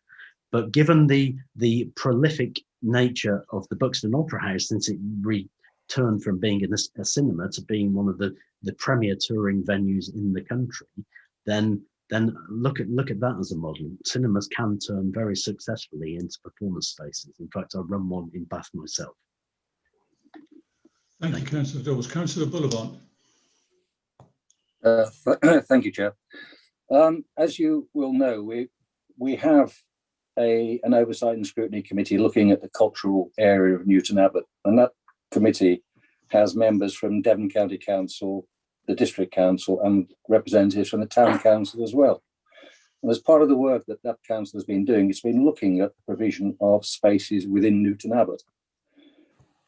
And one of the things that we haven't addressed, or we haven't identified, is that within walking distance of the Alex, there are two new theatres, modern theatres, built for theatre use. They're both within walking distance of the Alex. There's the Bushell Theatre and the Daphne Coleman Auditorium, both taking more than 200 people into their auditorium. And in terms of their suitability, if the Torbay Symphony Orchestra is anything to go by, they put on performances at the Bushell Theatre at Newton Abbot. So it isn't as though Newton Abbot would lose its ability to put on shows. It wouldn't lose theatres. It has these two performing spaces that are built, purpose-built, modern facilities, and accessible and available. What we're talking about and seeking to talk about today is the investment in Newton Abbot, an investment in our belief that Newton Abbot is a town for the future. It's an investment in terms of delivering for the future generations of Newton Abbot those things that we know or believe would improve and enhance Newton Abbot. I think we spent a hell of a lot of time this morning going through why we shouldn't do anything with the Alex Theatre. In actual fact, what we should be focusing on is protecting what we can, but investment in the future of the town, and putting our backing behind what is proposed, which gives us the ability to make that difference, to deliver those improvements that we know that the town needs, is what we should in fact be focusing on. So, as I say, when it comes to a vote, we should remember we're not killing performance within Newton Abbot. We're not killing the ability to put on shows. We're not. There are facilities here that are available for other people to invest in should they so wish, to put on any performances they want. So please, let's think about the future. Let's invest in Newton Abbot the way that is proposed and make this thing happen. Councillor Cox. Thank you, Mr. Chairman. To try and be helpful to Councillor Patch, if he was to change his amendment to best endeavours, or that the council notes the want to retain the wall, that wouldn't preclude the officers, if they have to take it down, taking it down, but would make it clear that there was a desire for it to be retained. I think Councillor Patch is quite firm actually about his amendment. I'm just offering advice, and obviously I've been involved with the Teignmouth Arts Quarter. We have the Tag Centre, we have the cinema, the Old Ice House. We're all both the Tag and the Old Cinema the Old Ice House were properties used for owned by Teambridge that have been used by arts charities. We have Laura Wall, a famous illustrator and artist, moved in there, and it works for us, and that's been a combination of Teambridge facilitating working, and I don't think Newton Abbot can afford to give up, frankly, £9 million in the current climate of investment, and I think it would be terrible if they did, but that's up to Newton Abbot. Thank you. We have 3 more blue hands, and hopefully then we can, once we've heard the comments from those members, we can go to the vote. Councillor Coolclough. Yes, thank you, Chairman. I seconded Councillor Patch's amendment because I am concerned about the future of the Alexander Cinema. I'm all for having the 9.2 million. I think it's absolutely essential for Newton Abbot to move forward. I like to look ahead and not back, and it certainly needs some money spending on it. But I'm very confused on how to vote, because I can't vote for that entirely when I'm concerned about the future of the Alexander Cinema. So I would like to know that if I vote for the 9.2 million to go ahead with the future of Newton Abbot, that in the future, beyond when the agreement has been made, the future of the Alexander Theatre can be discussed again, and the possibility of retaining it as it is as a performance space and a theatre with the wall can be discussed at a future date, that a decision can be made to alter what has been proposed now, that the opportunity is there to come back to what this amendment is suggesting. So at this moment, I'm seconding Councillor Patch's amendment because I want to know the answer to that question. Councillor Coolclough, my understanding is that Councillor Patch is quite happy for us to go for the 9.2 million, but he feels that it should be conditional on the Alexander Theatre staying more or less as it is, and the wall between that and being retained. If that is approved by members, then that's what will happen. But if that isn't approved, then we will vote on the 9.2 million without conditions. I don't see that we can. Councillor Coolclough, are you still there? Yes, I'm still here, Chairman. Yes, I hear what you're saying, Chairman, and that amendment would be absolutely fine for me. Okay. I'm just concerned that if we go for the 9.2 million without the amendment, then we've lost the Alexander Cinema as it is now, and the future of it. Thank you, Councillor Coolclough. Councillor Bradford. Thank you, Chair, for letting me come back. Unlike what Councillor McGregor said, it is not small changes to be made to the Alexandra. The Alexandra has a proscenium arch stage. It has a large lighting rig.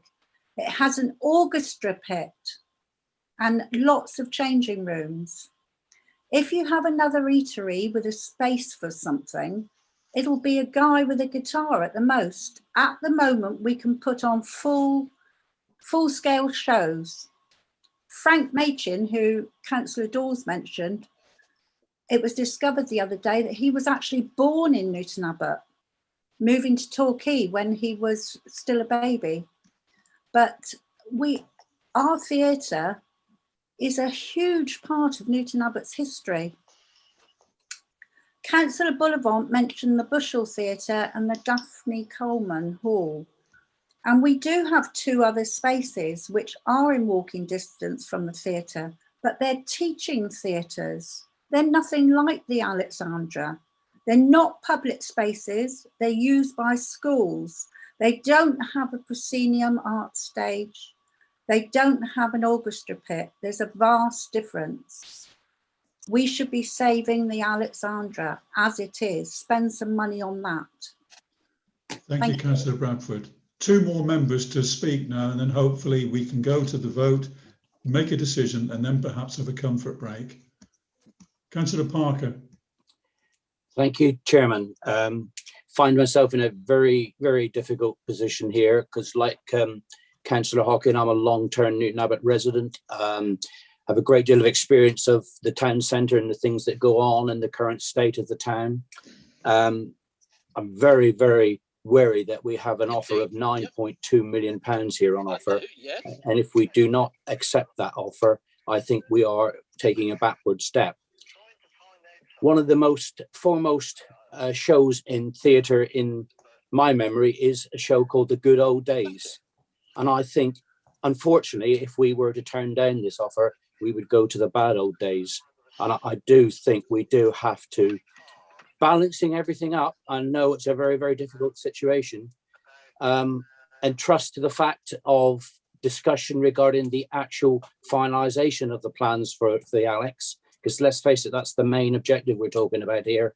I think we have to balance that fact, and I think we really have to vote to accept this 9.2 million. I understand what Councillor Bullivant said, and I find myself not always agreeing with Councillor Bullivant, but in this case, there are other theatres.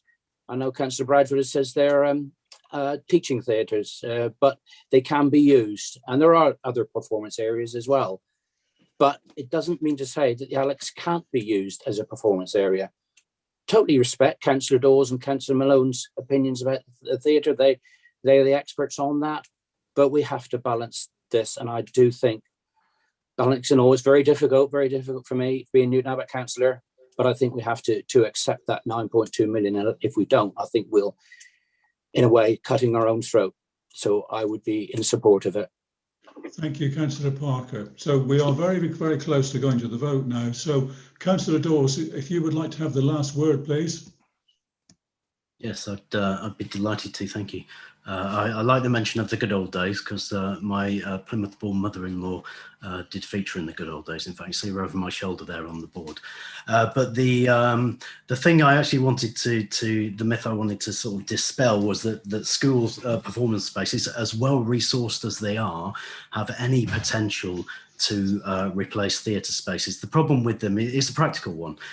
If you want to be a receiving house, if you want Newton Abbot to attract touring music, attract touring comedy, and to be able to host shows that are runs, then you need to have get-ins that are early in the day, at noon, and schools cannot offer that. I cannot think of one example around the country where a school would be on the touring circuit for music or comedy or even theatre. So those spaces exist, so I think we can discount that as being an option.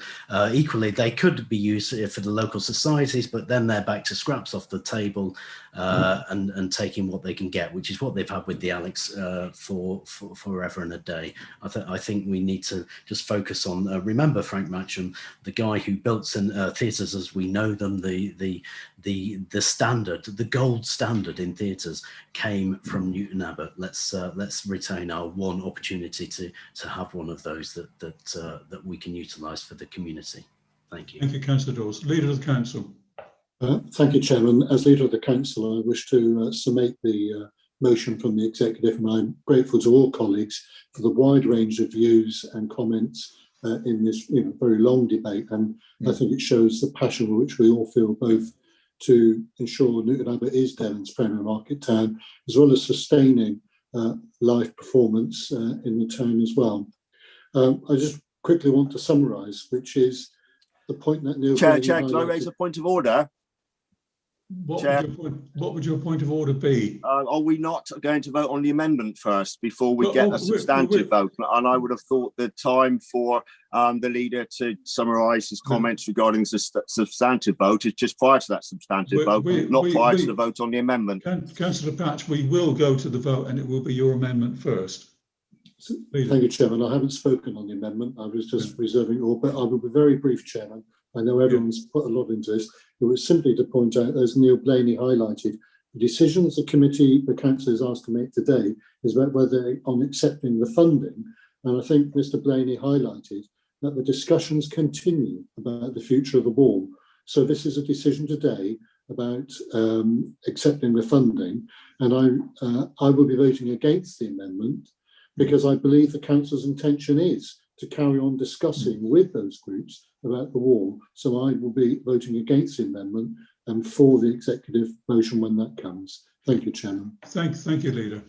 So we're going to go to the vote now. Firstly, for Councillor Patch's amendment. Could you redefine your amendment, please, Councillor Patch?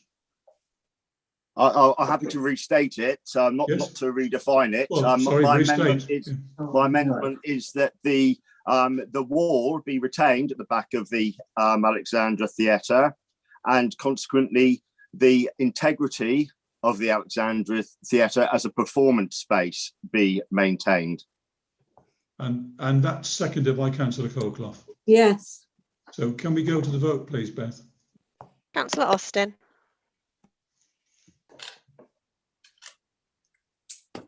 Councillor Austin. Against. Councillor Bradford. For. Councillor Bullivant. Against. Councillor Clarence. Against.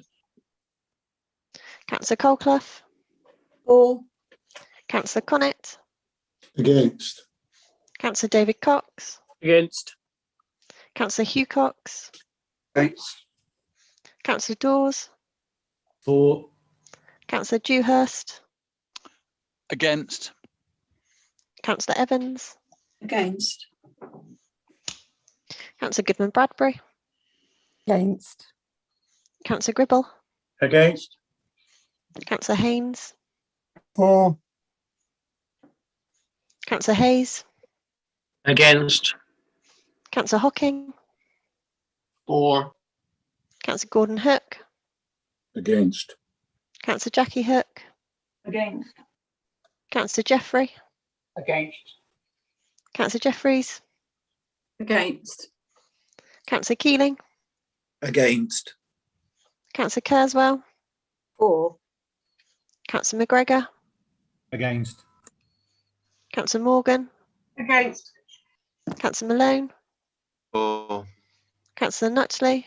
Against. Councillor Nuttall. Against. Councillor Parker Calm.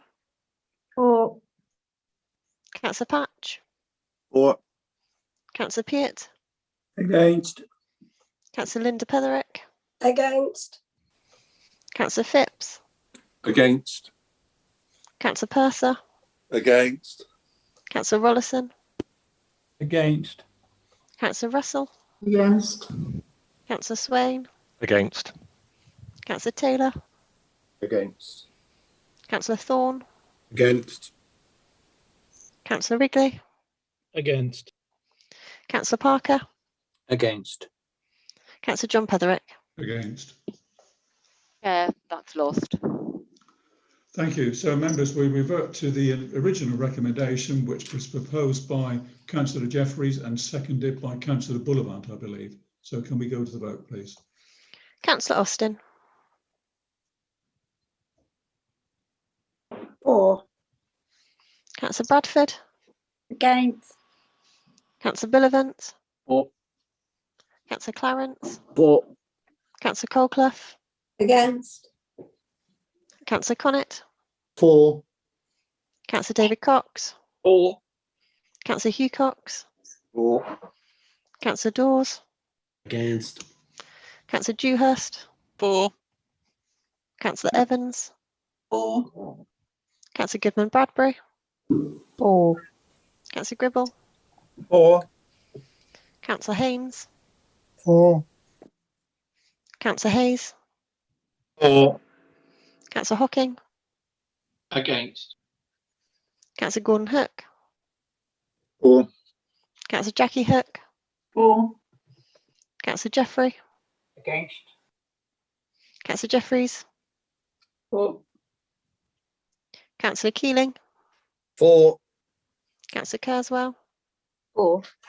Councillor McGregor. For. Councillor Morgan. For. Councillor Malone, Against. Councillor Nutley, For. Councillor Nuttall, For. Councillor Parker Khan, Same. Councillor Patch, Against. Councillor Piett, For. Councillor Linda Petherick, For. Councillor Phipps, For. Councillor Purser, For. Councillor Rollison, For. Councillor Russell, For. Councillor Swain, For. Councillor Taylor, For. Councillor Thorne, For.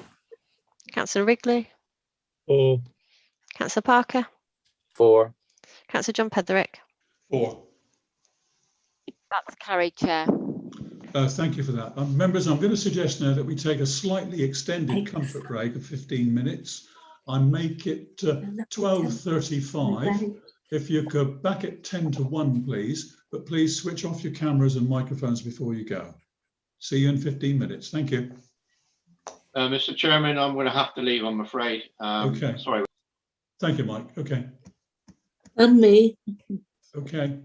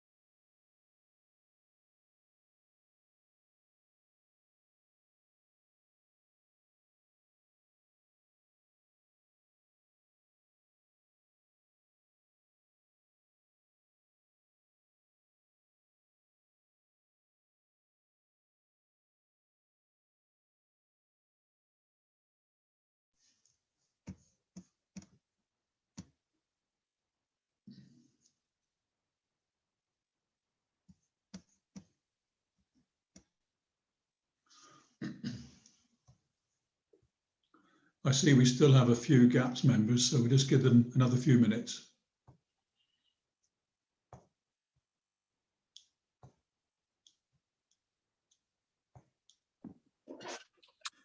Okay, if the meeting is still going on at 2 o'clock, I'll have an appointment then. I may well have to leave the meeting. But, let's hope it doesn't go on that long. Thank you. Hopefully not. I'm the same, Chairman. I got about 2:15. I shall need to be gone. Understood. Yeah, it's okay.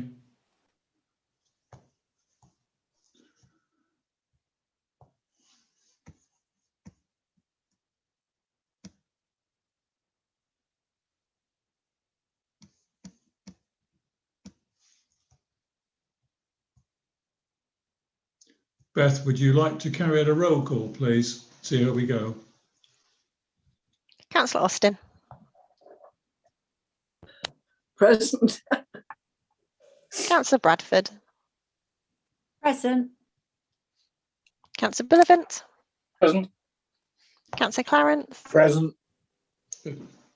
Councillor Connett. I'm here.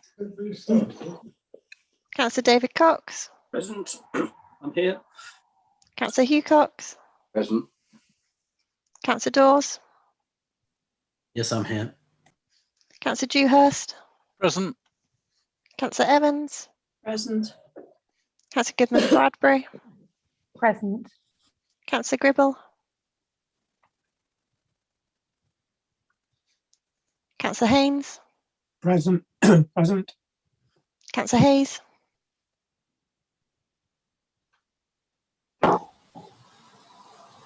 Councillor Gordon Hook. Present. Councillor Jackie Hook. Present. Councillor Jeffrey. Present. Councillor Jeffries. Present. Councillor Keeling. Present.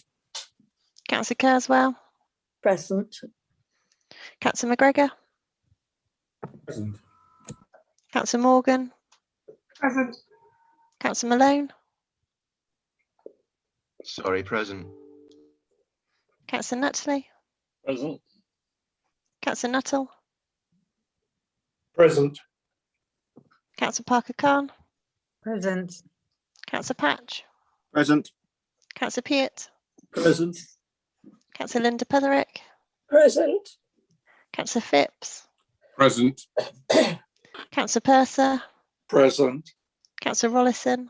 Present. Councillor Russell. Present. Councillor Swain. Present. Councillor Taylor. Present. Councillor Thorne. Here. Councillor Wrigley. Present. Councillor Parker. Present. Councillor John Petherick. Present. Thank you for that, Beth. Let's resume now then. Item 9 on the agenda. Recommendation from the Standards Committee, the new LGA Model Code of Conduct. The Chair of Standards Committee to move the recommendation. Councillor Linda Petherick. Thank you, Chair.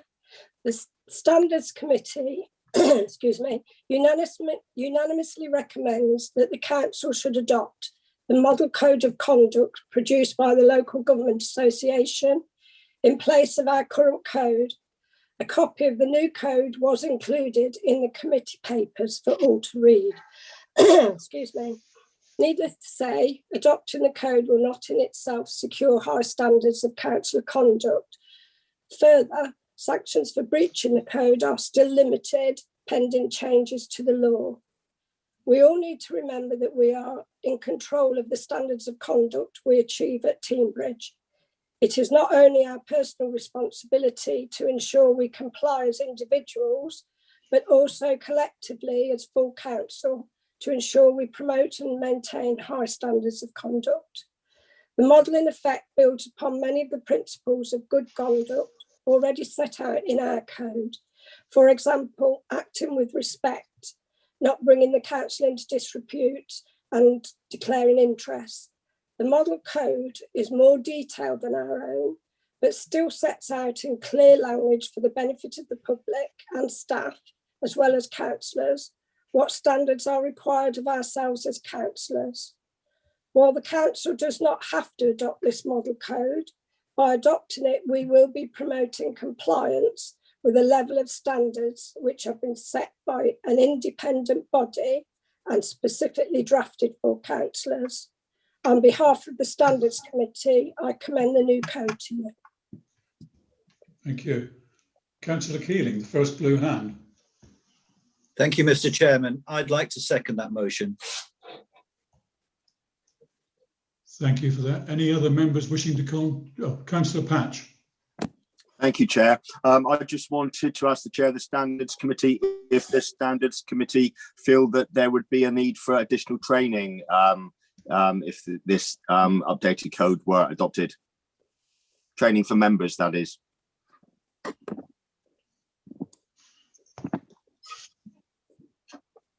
That could be arranged, and that probably would be a good thing to do. Thank you for that, Councillor Patch. Chairman, I'm sorry for my late return. It's always a pleasure to see you, George. Thank you. Thank you. Councillor Dawes. Hi, thank you. Just one question, actually, and just for the benefit of the public, actually, so that there's clear understanding of what's being adopted or being proposed to be adopted. Do these new standards procedures outline conflicts of interest, and do they stretch further than the current ones, and do they reflect those that the government would have, that conflicts of interest should be declared for family members as well as spouses? I will ask the monitoring officer to answer that question. Thank you, Madam Chair and Chair of Council. Yes, they do actually. They go further than our existing code insofar as they talk about interests that apply to family, close associates, and also relatives. So yes, they do go wider, but if you actually read the code, which is the best thing to do, you will see that it covers all the sort of interests which one would reasonably expect a councillor to declare. And at all times, in any event, there are general obligations which obviously seek to secure that councillors are acting always in the public interest and not their private interest. Key themes which underline the whole of the code in any event. Councillor McGregor. Thank you, Chair. I just wanted to note that the motion submitted by Councillor Eden that's on the agenda goes a little bit further, I think, in terms of outlining what should be considered. Councillor McGregor, I'm sorry, we haven't come to that agenda item. No, I'm discussing this agenda point, Chair, and I think it's quite important to understand why I'm mentioning the yes, please. Is that perhaps that part of the question that was covered by Councillor Dawes would be answered by that motion that is up on the agenda later. Thank you. I can't see any more blue hands, so could we go to the vote, please, Beth? Councillor Austin. Or Councillor Bradford. Can you, Chair, can you outline it again, please? Can you say it before we vote? Sorry? What we're voting on? This is a recommendation from the Standards Committee that the new LGA Model Code of Conduct is adopted by this council. Okay. The actual details of the code of conduct was embedded in the electronic version of the agenda. It's a 17-page document.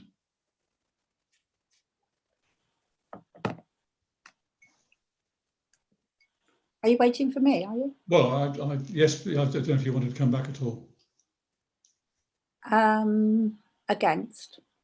No, oh, well, okay, sorry. We're coming to that, yeah. Councillor Beth. Bullivant. For. Councillor Clarence. For. Councillor Connett. For. Councillor David Cox. For. Councillor Hugh Cox. For. Councillor Dawes. Against. Councillor Dewhurst. For. Councillor Evans. For. Councillor Goodman Bradbury. For. Councillor Gribble.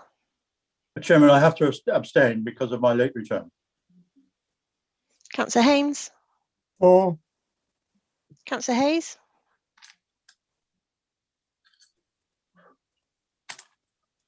Councillor Gordon Hook. For. Councillor Jackie Hook. For. Councillor Jeffrey. For. Councillor Jeffries. For. Councillor Jenks. Oh, apologies, he's not here. Councillor Keeling. For. Councillor Carswell. For. Councillor McGregor. For. Councillor Morgan. For. Councillor Malone. Against. Councillor Nutley. For. Councillor Nuttall. For. Councillor Parker Khan.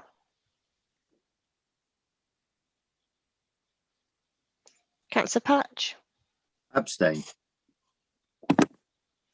Councillor Peart. For. Councillor Linda Petherick. For. Councillor Phipps. For. Councillor Purser. For. Councillor Rollison. For. Councillor Russell. For. Councillor Swain. For. Councillor Taylor. For. Councillor Thorne. For. Councillor Wrigley. For. And if I may, we had a note that Councillor Hayes' internet had dropped off, which is why he isn't here. Thank you. Councillor Parker. For. Councillor John Petherick. For. Sorry, Chair. Thank you for that. Item 10 on the agenda, Procedures Committee, the leader to present the report and the purpose. Leader of the Council. Thank you very much, Chairman. Colleagues will be familiar that in the past, the Council has dealt with constitutional amendments, usually through a working group of group leaders and some other members, which has been a working party arrangement and informal, arising from various issues raised over the past months. We've looked at a different scheme, and this proposal sets out the creation of a formal procedures committee, which would meet like any other committee of the council. And we've drawn for our foundations on this, the procedures committee, which operates at Devon County Council. So we haven't looked far, but we found a system that works well. Members will have read the report, and I move the recommendations as set out, Chairman. Thank you, and invite a seconder. Thank you. Chair, happy to second. Thank you. So proposed by the leader and seconded by Councillor Dewhurst. Councillor Bullivant. Thank you. I was going to also propose to second that agenda, and I think an excellent point within this suggestion is the inclusion of the minority party to make sure that the balance exists that existing structures wouldn't allow. So I'm happy to see that the 3 members of Newton Says No have the opportunity to put somebody onto this committee. I welcome that as a move. Thank you. Thank you. Any other members wishing to comment on that? In that case, we'll go to the vote then, please, Beth. Councillor Austin. For. Councillor Bradford.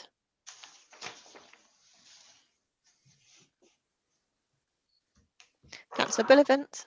For. Sorry, I couldn't unmute it. Abstain. Thank you. Councillor Clarence. 4. Councillor Connett. 4. Councillor David Cox.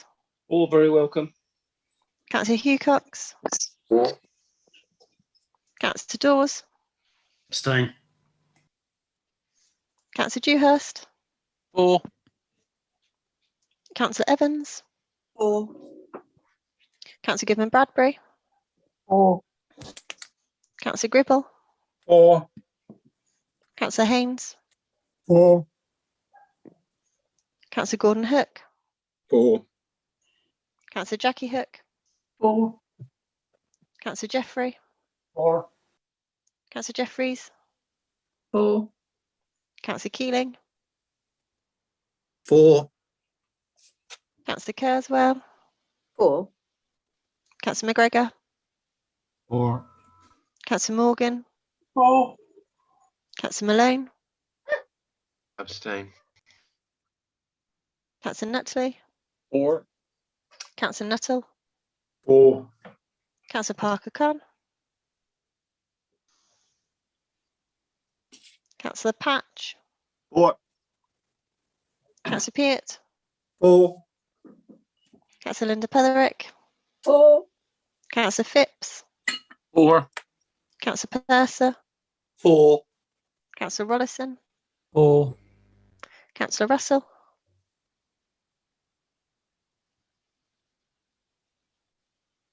Councillor Swain. 4. Councillor Taylor. 4. Councillor Thorne.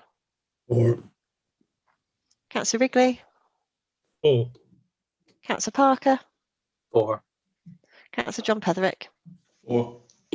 Sorry, Chairman, if I may, I haven't got my unmute off. I'm 4. Thank you. Thank you very much. That's carried. Thank you. Councillor Bullerman, your blue hand is still raised. Are you? That's okay.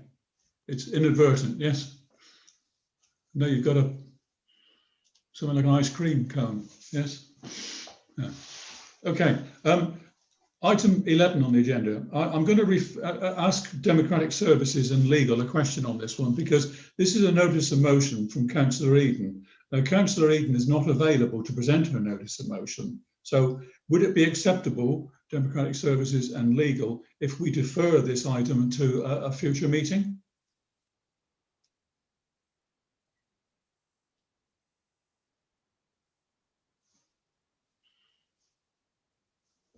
So I can answer that if that helps. Please. You can, if obviously full council agree to do that. In that case, I would like to propose through the chair that we defer this notice of motion, as Councillor Eden is not here to present it, to a future meeting. Would somebody like to second that, please? Seconded. Thank you. Seconded by Councillor Cox. So can we go to the vote on that, please? Oh, but sorry, Councillor McGregor, you wish to speak? Yeah, it was just to say, would it be worth deferring it direct to the newly created committee at the first opportunity rather than deferring it to the next full council? That would short circuit the process a little bit and get it in front of the people that need to get in front of to discuss it. Councillor McGregor, I think that as Councillor Eden is not here to present the notice of motion, and in her email to me, she requested that it went to the Procedures Committee. But I think generally the officers and the councillors feel that this should actually go to the Standards Board. So I think with the absence of Councillor Eden, I think we need now to suggest that it is deferred. So can we go to the vote, please? Councillor Austin. 4. Councillor Bradford. 4. Councillor Bullivant. 4. Councillor Clarence. 4. Councillor Connett. 4. Councillor David Cox. 4. Councillor Hugh Cox. 4. Councillor Dawes. 4. Councillor Dewhurst. 4. Councillor Evans. 4. Councillor Goodman Bradbury. 4. Councillor Gribble.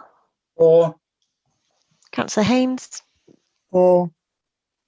Councillor Gordon Hook. 4. Councillor Jackie Hook. 4. Councillor Jeffrey. 4. Councillor Jeffries. 4.